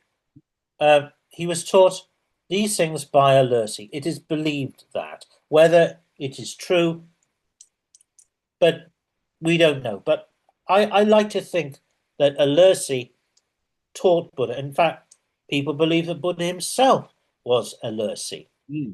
So a Lurcy in Thailand, uh, also being uh, represented on many shrines. Mhm. You'll see the heads of different Lurcy on shrines throughout Thailand. They are seen as practitioners, holy beings, divine beings, capable of all forms of different kinds of magic. They are holy practitioners. Okay. And Lurcy in Thailand also are believed to be associated with the number 108. Oh, like Now, mala, basically, like a chanting mala, right? yes, correct. Now, 108 I mentioned this in the book, and I won't go into too much detail, but 108 is a very special Buddhist magical number, and it means many, also in Hinduism as well, Yeah. in many different things. Yeah. In Thailand, it is believed that there are 108 Lurcy. Wow. Now, the thing is, when they say that, what they're really saying is that there is an incalculable amount of Lurcy, because 108 is like it's like a Graham's number's worth, like a Google number's worth of an infinite an amount that is simply incalculable. It is so large and vast. It goes on and on and on, like me, forever, and it just doesn't stop. It's just a forever term. It's an infinite amount of Lurcy. Yeah. I mean, in Hinduism, there's supposed to be millions of different deities and different, variants of deities. It's and also in terms of mantras, you can't even begin to work out how many mantras there are. It's an infinite amount of mantras because there's so many of them. Yeah. But Lurcy are a fascinating thing, a fascinating phenomenon. And I was there chanting this morning before our meeting to a statue that I have made by Ajarns, sir, Okay. of Pujao Samingprai, the tiger-faced Lurcy, and he looks over and protects the occult, the Thai occult, different aspects of Thai occult practices. He Hmm. has a fierce tiger face, Okay. and he protects, Hmm. and he is the avatar that represents that, and has incredible powers, Hmm. or is allegedly Hmm. meant to have incredible powers. Sure. Um, and I love Lurcy. I have infinite respect for Lurcy, and there are many different kinds. I go into detail in the book about it, and I list a number of them in there. Yeah, I look forward to reading. I just recently got a copy of the book, and I do plan on reading it on the way over to Thailand. So it'll be nice having Great. things fresh. So on the way over, it's about an 8 or 9 hour, haul with the transfers and everything to the place I'm going. So yeah, we really look forward to cracking into the book and recommend people check it out. I did get to scan through it a little bit. The pictures, just alone for the I mean, just to recommend the listeners, just alone for the pictures that are in the book, it's worth it alone. Let alone, I'm sure the content is amazing, deep. Well, You'll, thank you for saying that. but the pictures are amazing, incredible. Um, One thing I was going to ask, so you have an amulet on you just showed it a bit ago, right? On your Yeah, yeah. so one thing, because I've been to Thailand a few times myself, going to different markets, going to different places, you see these amulets everywhere. These Thai amulets that are involved in connected with the occult, connected with certain magical spells. I've heard about some of them being even dark, right? So there are ones where you curse people. I've read about this a bit. I don't know. I'm not an expert on the topic, but I've read about certain ones being sort of dark, certain ones being, you're praying for sort of more auspicious circumstances, spiritual evolution, or prosperity and things along these lines. Other ones I've seen that are very dark looking, very almost evil looking, right? And so, can you share a little bit about what you know about the amulet? Because you're literally wearing one right now, right? So, what are maybe you can share a little bit of listeners like about these Thai amulets because that's kind of a hot topic as well. I feel like the amulets. Okay. I've seen I will. online as well. I don't know if they're authentic or not. Whether they're fakes or whatever. But anyways, yeah, maybe you can share a bit about that. Okay. I will do what I can to answer your question. It's an enormous subject. Yes, yes, it is. Thai amulets is a massive, massive subject. Mhm, mhm, When the traders came to Thailand, Hindu traders, mhm, they reached the south and they brought with them these beautiful presses, beautiful carved presses, which once they are filled with the appropriate filling, the appropriate clays or different kinds of uh, uh, ingredients, mhm, they were pressed by hand and then either dried in the sun or fired. mhm. And these are known as votive amulets. A votive amulets, is it? Votive, Okay. Votive, votive amulets. Okay. Amulets in Thailand, like Sak Yant, have undergone a a monumental transformation over again a massive period of time. There are many amulets as there are people. I mean, I think to be honest with you, Ryan, I think there are more amulets than people in Thailand. Yeah. Mhm. And there are many different kinds. Yes. They're they usually they're linked with charitable ventures. A temple will seek to raise funds in order because temples have to be maintained.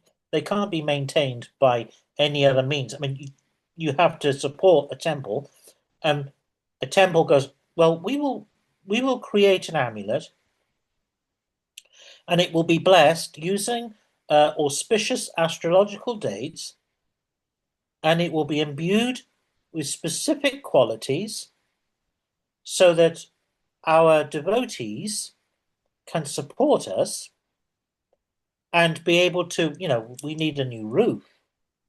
yes, the rain is coming in.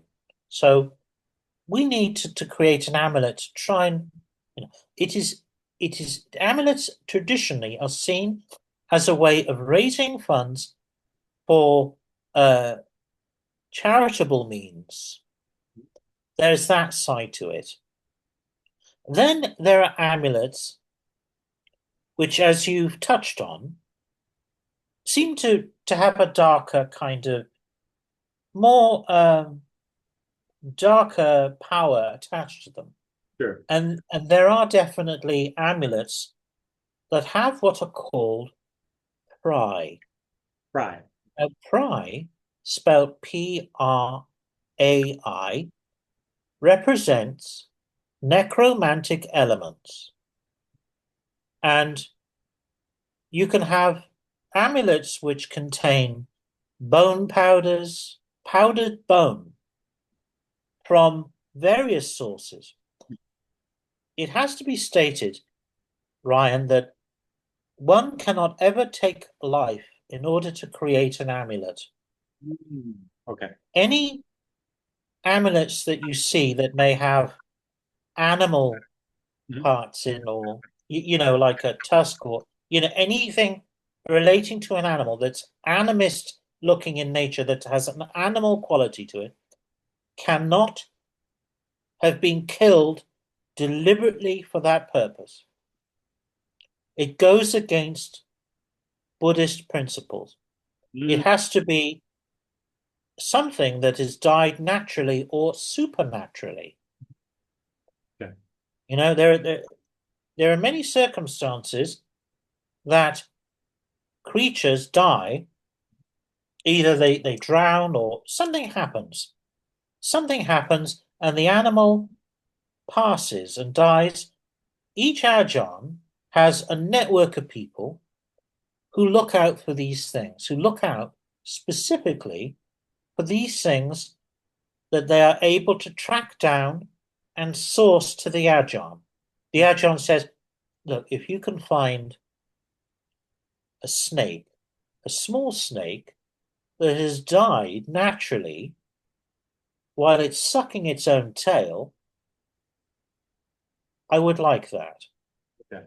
And you know what? Ajarns created an Ouroboros Okay. snake amulet, which it died naturally sucking its own tail. Ah, The rarity of that is just so inexplicable. One cannot say how rare it is, but it happens. And he managed to create an amulet by blessing it with a very specific form of witcher or knowledge that pertains to that kind of amulet. So there are many different methods of creating amulets using many different ways of sourcing out materials. It is a kaleidoscopic subject, and one which would take a lifetime to truly understand. I mean, I'm still trying to understand it myself. okay. So it's, I'm just fascinated by it because Yeah. I find amulets to be magical amulets to be wondrous. Yeah. You are right in saying that there are many fakes, and there are many fakes. Yeah. It is seen as a cult of wealth having a particular amulet. Some Right. amulets are seen as a wealth cult. Some amulets are seen as a powerful talisman, Yeah. and some, you know, there are so many different kinds, magical functionalities attached to amulets with many different powers and Yes. many different qualities. Yes. You'll see the market stalls, and you'll see them there, and they have just literally thousands of amulets laid out, and Yes. they're selling them in marketplaces. Yes. What I've done is to go to the Ajarns Yeah. themselves and have sourced the amulets directly from them. That makes the most. There's a good reason for doing this. Firstly, I know that they are authentic. Mhm. Mhm. Secondly, the Ajarn will then hand to me the kata or the mantra that is attached to that specific amulet. Mm. Each amulet needs to be treated with a very special form of respect. I mean, when I go to the bathroom, we had a bathroom break earlier, and we went to the bathroom, and I took my amulets Yeah. and I put them inside here, put them there, in order to not disrespect them when I'm going to the bathroom. They're alive. Yes. They need to be treated as though they're alive. They need to be treated with the respect that you would hopefully treat another person. And that is how I treat amulets, authentic amulets. Yes. The two amulets that I'm wearing today, firstly, this is made by Ajarns, and it is a Pujao Samingprai amulet, and it is Are you able to show it a bit? I can't really see it on my screen. Maybe if you put it up. sure. Yeah, maybe closer to the camera. Oh, okay. Maybe a little bit higher up. Oh, there we go. Yes, yes, yes. Perfect. Okay, great. Yeah, thank you for sharing that. That's good. Okay. And then the next one, Mhm.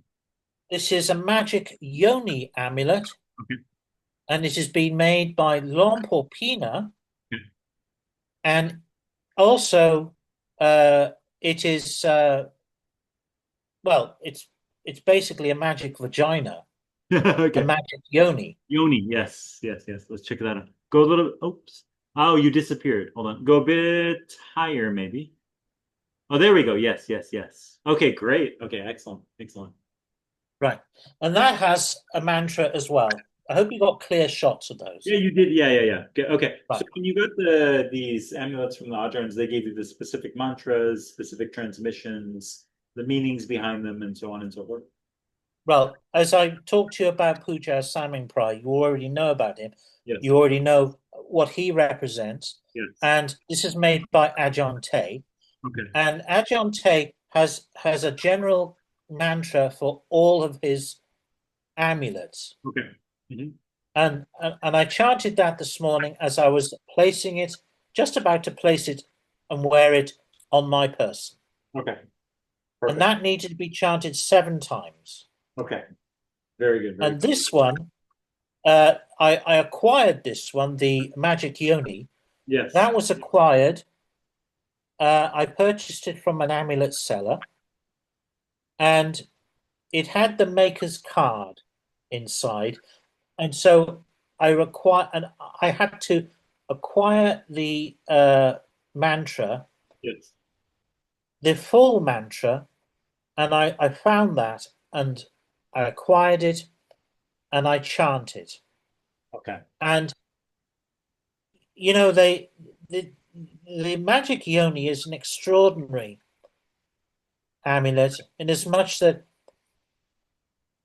it is a fertile amulet that draws in all kinds of influences and all kinds of magic into it, and then it creates many different interesting opportunities.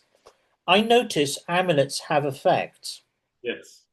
Each amulet that I wear has a particular magical effect. For example, I have gone on bus journeys and I'm wearing a particular amulet, and then suddenly I'm just about to go on and pay the bus driver, and then suddenly there's a computer glitch and I can't pay. Okay. And the bus driver goes, "Oh, don't worry about it, just go on." Mm. Oh, do I?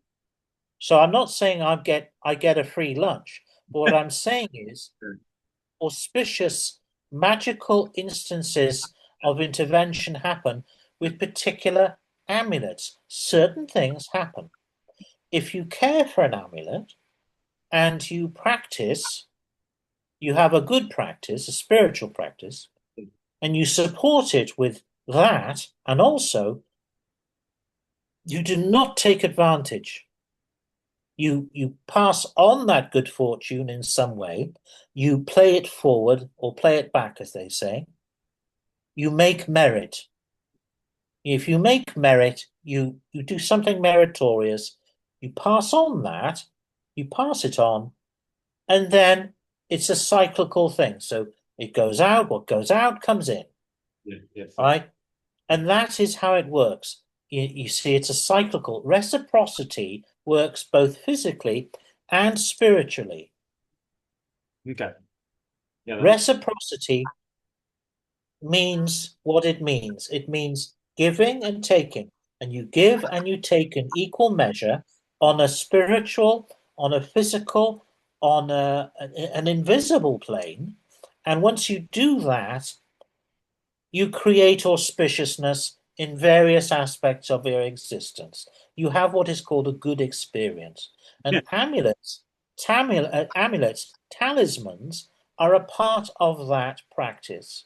Yeah. They are, as far as I'm concerned, they are alive. Some people fetishize this, and they create them. They say that they're fetishized, and then I disagree with that. Yes, there is that aspect, but actually, I think they're alive.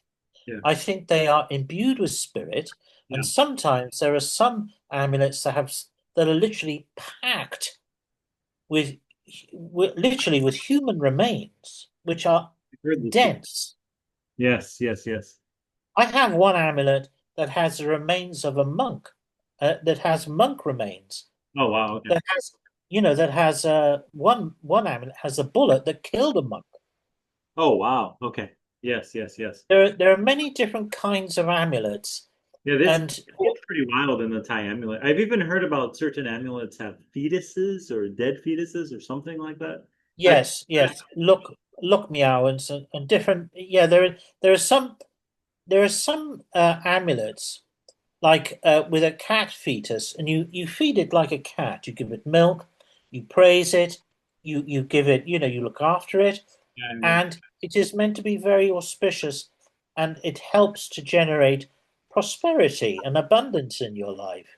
I yeah, don't own one such amulet like that yeah, because I like cats. I mean, there's a local cat here that turns up, and yeah, he's just padding away at the window, and he's asking to be fed. And it's not my animal, but occasionally, sometimes I feed him, but not always, yeah, because they I can't afford to keep an animal, but you know, I take care of the cat occasionally, and I look after it, and I have respect for it. It's alive, yeah, but I don't have the heart to have a dead cat amulet. I really don't have the heart for it because I love cats, and I can't yeah, yeah, I can't see them to be that way. But they do exist. They're real. There's a whole liturgy yeah, of fetuses that are used yeah, in amulets sure, in Thailand, yeah, and they are seen very seriously and treated very seriously as forms of abundance. yes, You treat them correctly, and there's a very making offerings of set days on yes, set days, special days. You make offerings to them, and I mean, you're nurturing it. You're spiritually nurturing yes, that amulet. yes. I think what I would like people to understand is these Thai amulets are really next level. Like, of course, you have fake ones and ones that are sold here and there, but I really feel like these Thai amulets are the next level because I think for Western esoteric practitioners or people in those sort of traditions, they're amulets and they're. I'm not saying those are bad or good or anything like that, but these Thai amulets really go to the deepest level in the sense that, like you said, the ingredients that they're put in, the magical incantations. I don't think I've ever seen anything like it, honestly. And here's another thing. What I realized is recently just seeing that these Thai amulets are not only, for example, these Western esoteric amulets, they might be only popular within Thelemic practitioners or Golden Dawn or these sort of Western esoteric traditions.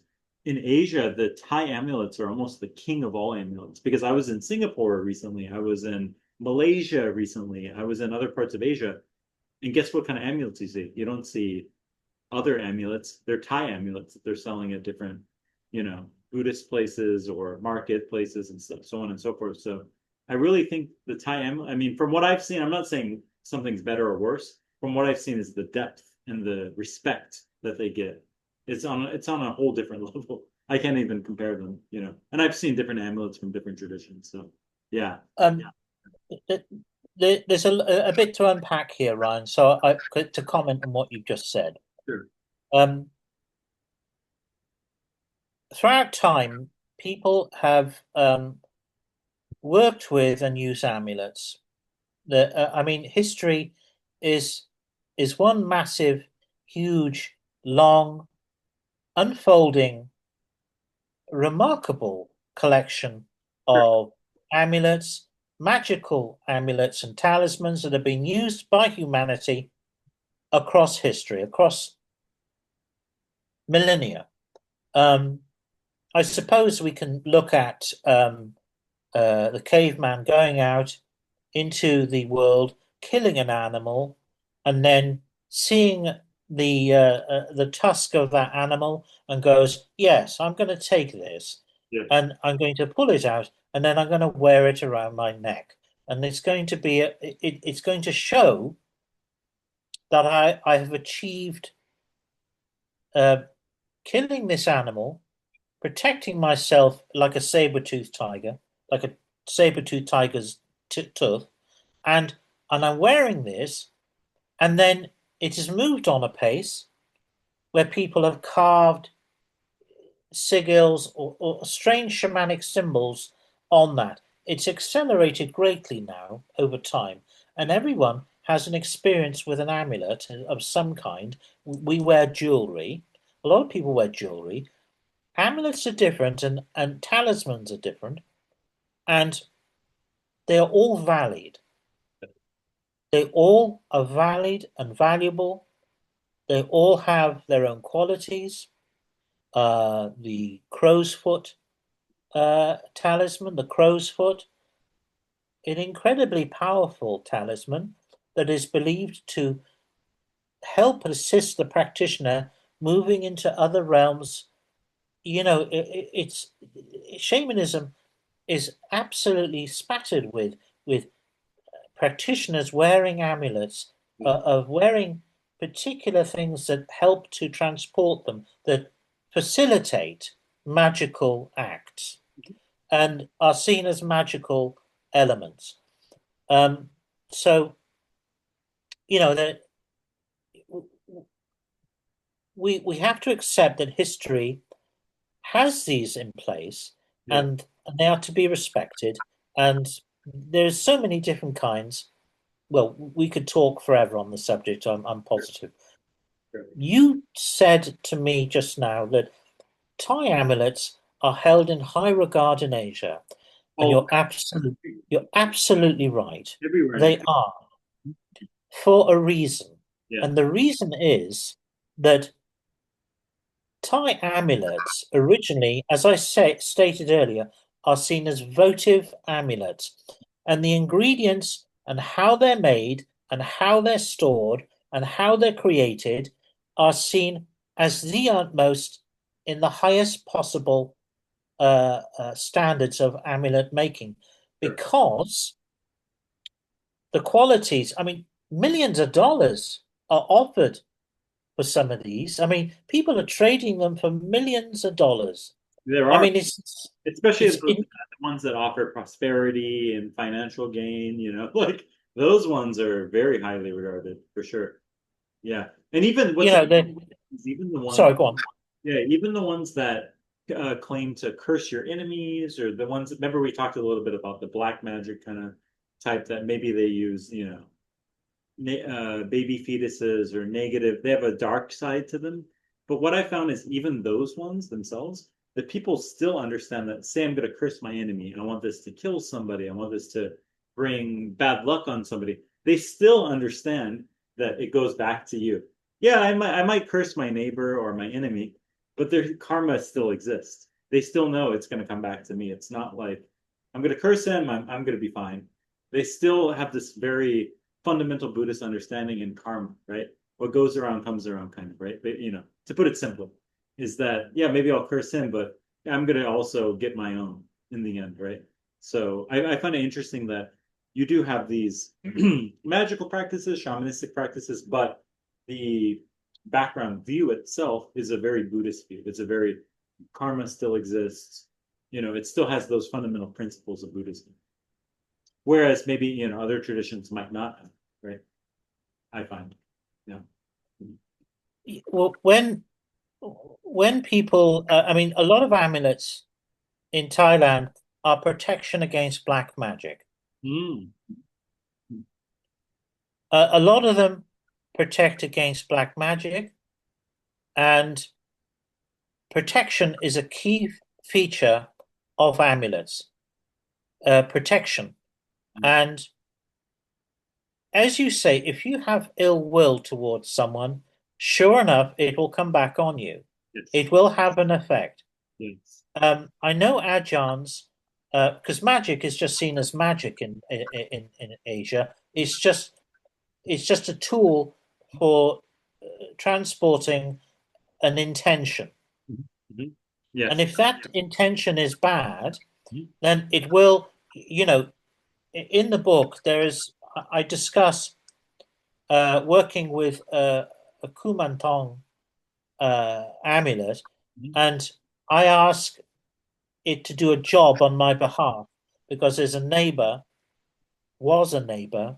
who had been treating other neighbors with great disrespect and had been, I mean, a very bad troublemaker, Yes. terrible trouble. Yes. And I felt terrible that someone who just moved in had been literally attacked Mhm. by this person. Oh, wow. And I felt not physically, but they've been reporting them to the government about they're lying about these people. I've been saying terrible things. And Sure. I'm just like there going, oh my God, this is a nice person. And they're being treated terribly by this other neighbor. So I thought, I need to do something. And so and this is in the book, and this is what I'm about to say. I asked them to deal with this person. I asked the amulet, because they do jobs for you, to take care of this person and stop them. I didn't ask them to kill them, Sure. because taking life is against Buddhist principles. Get to the precepts. Yes. It's the precepts. You cannot take life. Even thought of that is bad. Yeah. So I said, please stop them and take care of them. Stop them from being so vicious and so nasty. Just stop them. And so the spirit inside the amulet, inside the kumantong, went, okay, I will do that. By God. The person who'd been causing the terrible, terrible problems had a stroke. Wow. Wow. Incredible. I was horrified, Mm. absolutely horrified. Mm. I was deeply shameful. Yes. I felt terrible. Mm. And they stopped doing what they were doing, and they were taken by their family and moved into a home, Wow. and they would not be bothering anyone else ever again. Wow. What a trip, huh?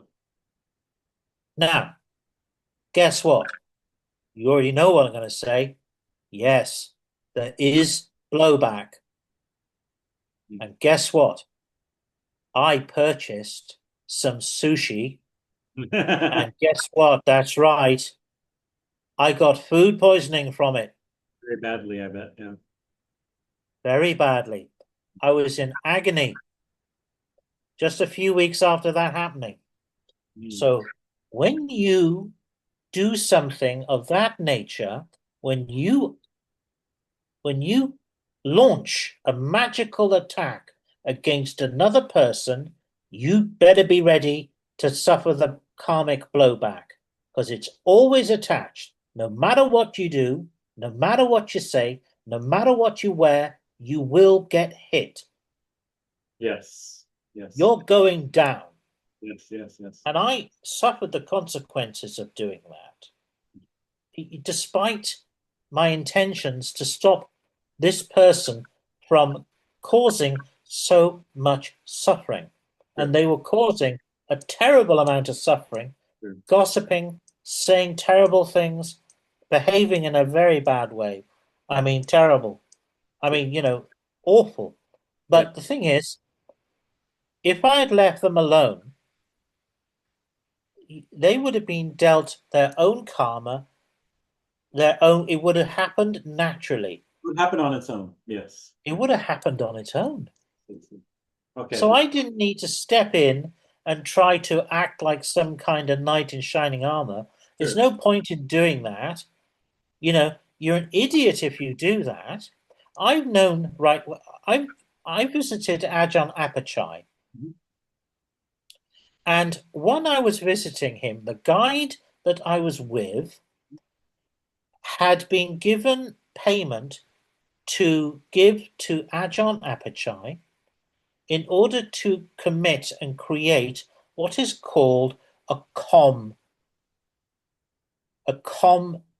ritual. It's a curse ritual. Okay. I saw the person's driving license, handed a copy of the target's driving license, handed to Ajahn Apachai, and what they also do is they hand over any kind of clothes or hair or nail clippings or anything like that that belongs to the target. And then all of these are taken by the Ajahn, and then they go to a graveyard and they summon a spirit and they direct that spirit and they attack the target. Oh, wow. This is done for money. This Okay. is a money hit. This is like, this is Being a hit, like serious. a spiritual hitman, like a spiritual hitman. Yes, it's a spiritual hit, and a com ritual is a very dangerous thing. And whoever's doing it, it doesn't matter who they are. At some point, they are going to have to suffer, and whoever facilitates this has got to suffer the consequences of either facilitating it or doing it. Because literally within 20, I heard within a 24-hour period, the person that was the target of this suffered.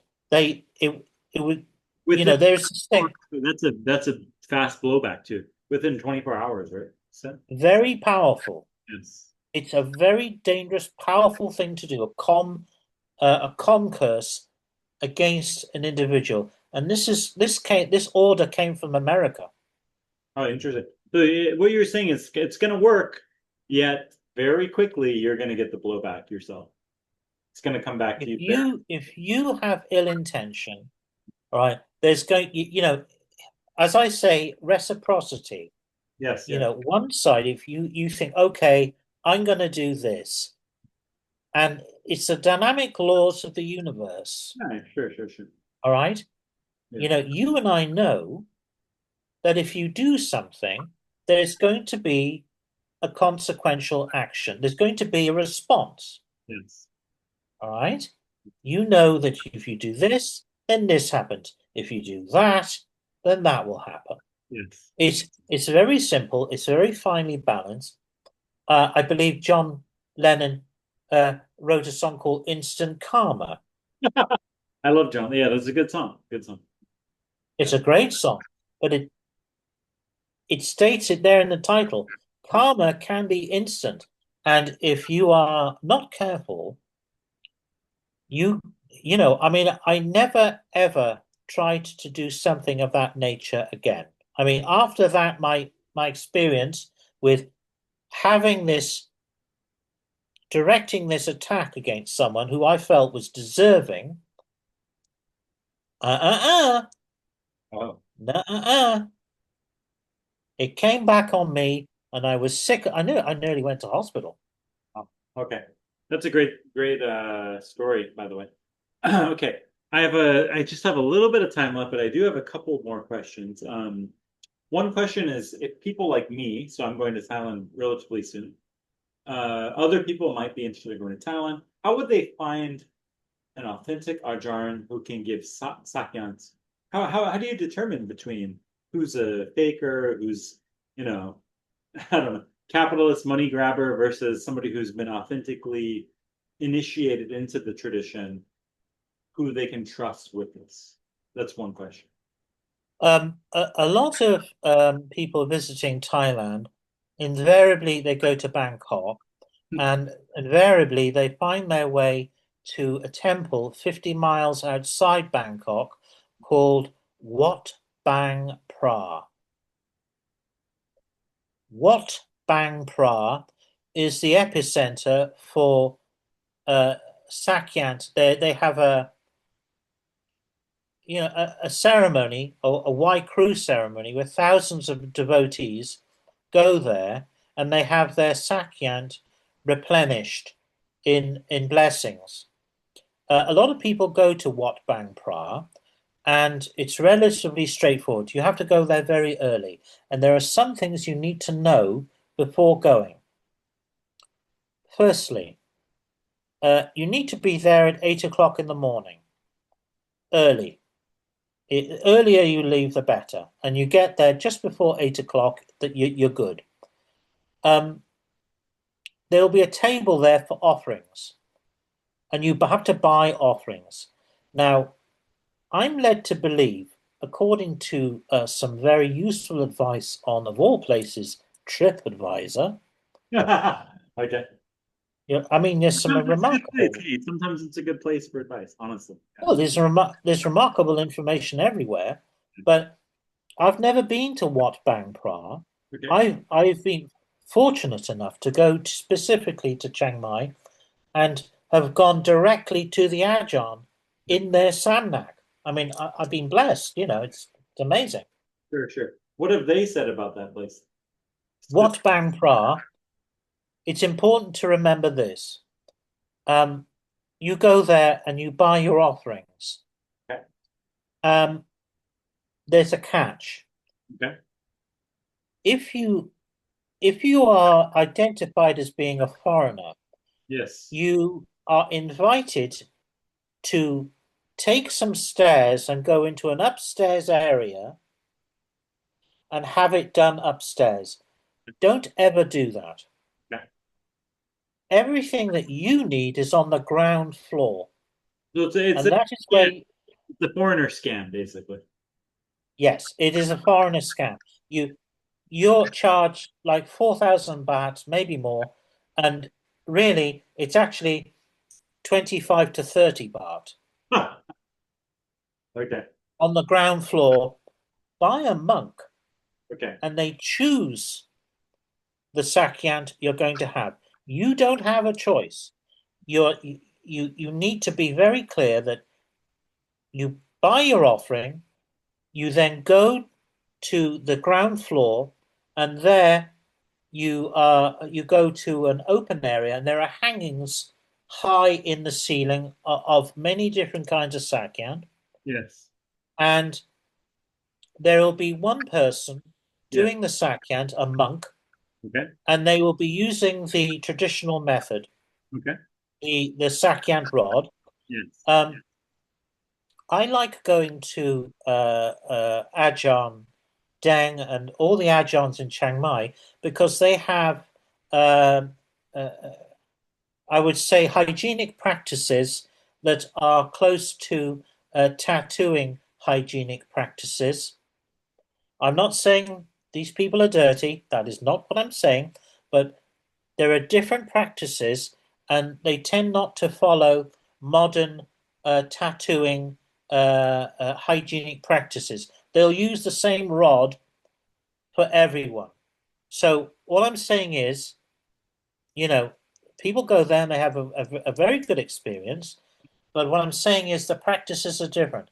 The chances of you acquiring something that you shouldn't acquire are very slim because they go into the skin, not through the skin. All right. So it's ink going into the skin, not into the body. Okay. Um, and then you take the money, you place it along with the offerings into the bowl, and there will be some kind of envelope that you can grab, an old recycled envelope, and please be generous. Put a good amount of money in there. 200 or 300 is not gonna hurt. Bat, and put it in, and place it in the tray, and you wait, and then the monk will. It will be your turn. You will have to wait, and then your turn. You go and sit down, and then they will choose what they will give you. Okay. You do not have a choice, and they will choose where it goes. Okay. All right. So this is a very different, intuitive situation, and you have to go with it. Okay.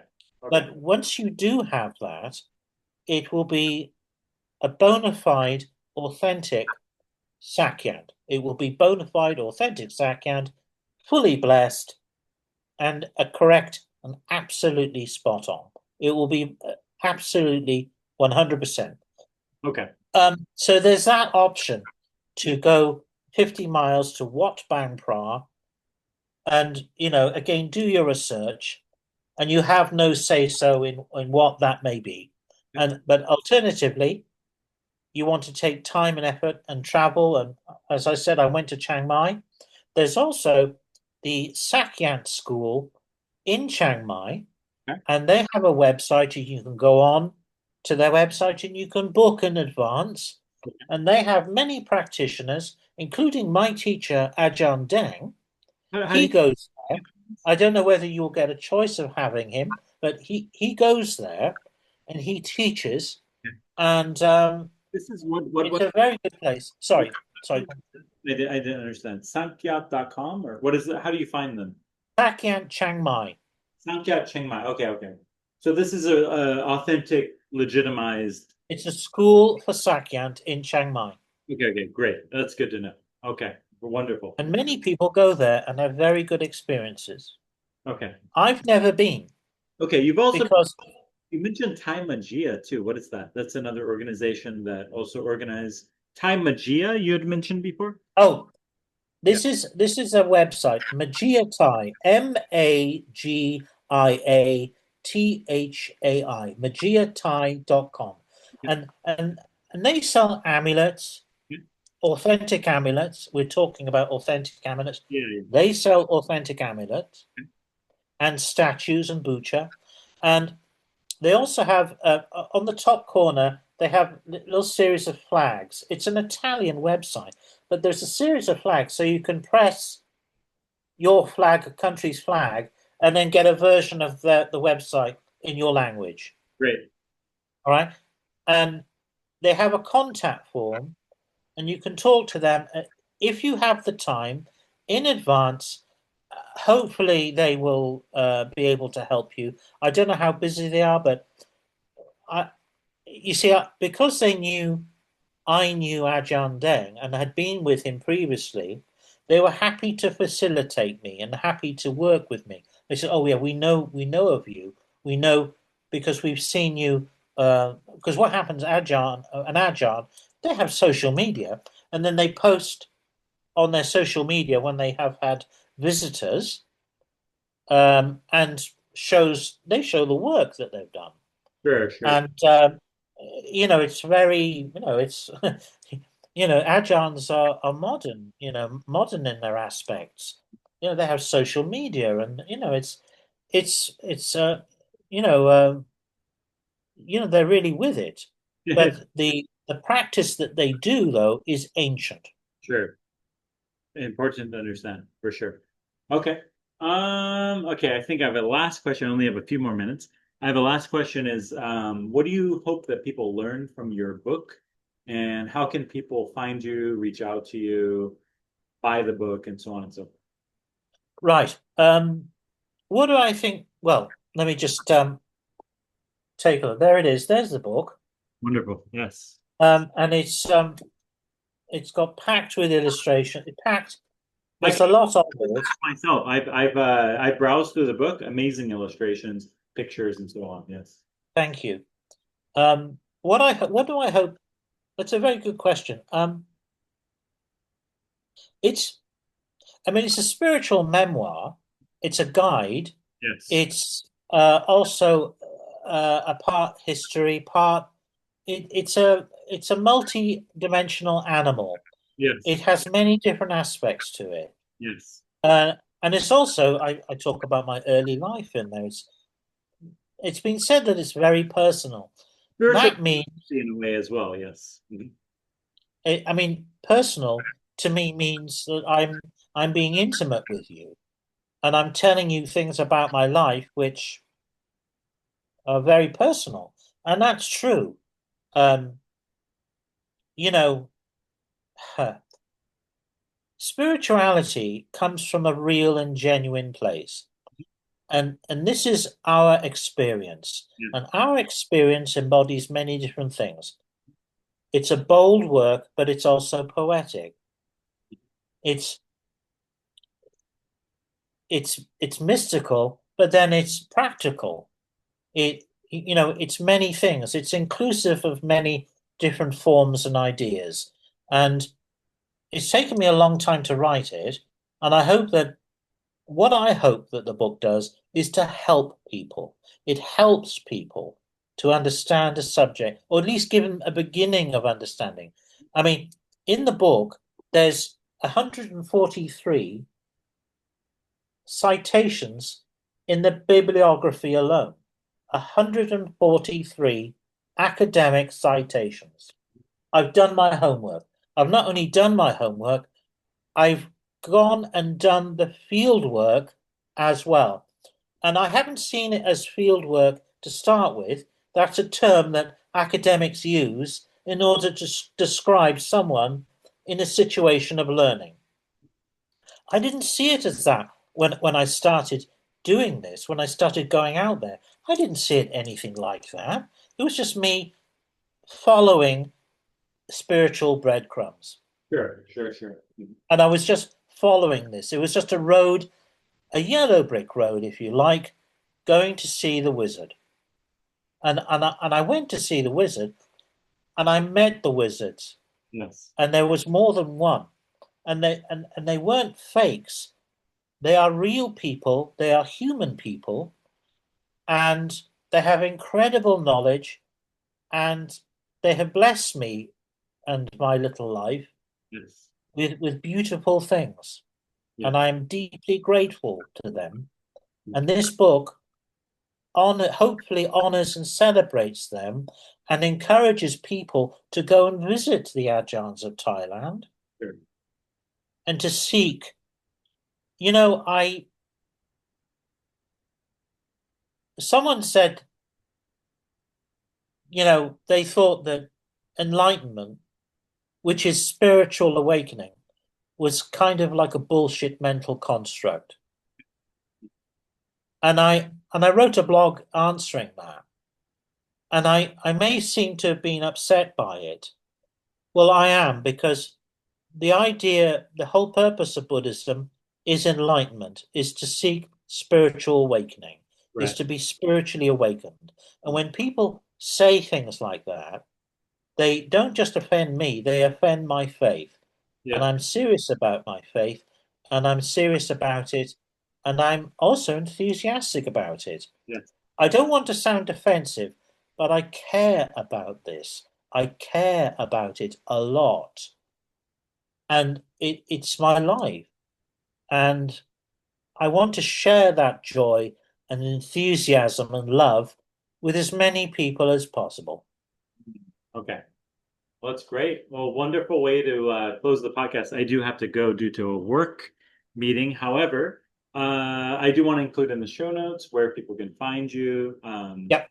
your website. I'll also include the links to the books as well. Any other last notes that you want to include? Yeah, I have a link tree, Okay. and that has access to the book and also to my pamphlet about Thai magic amulets, which is published by Hadeen Press.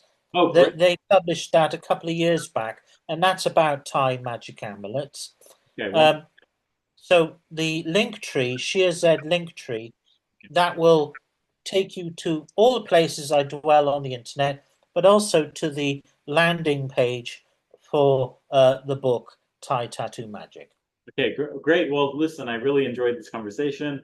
Hopefully, we can have another one another day if you have any other future projects or future books coming out. But yeah, I enjoyed this. I'll reach out to you soon since I'm going to Thailand as well very soon. So, yes, thanks a lot. And I wish you all the best with that, Ryan. I really do. thank you so much. And until next time, thank you. Thank you so much. Yes.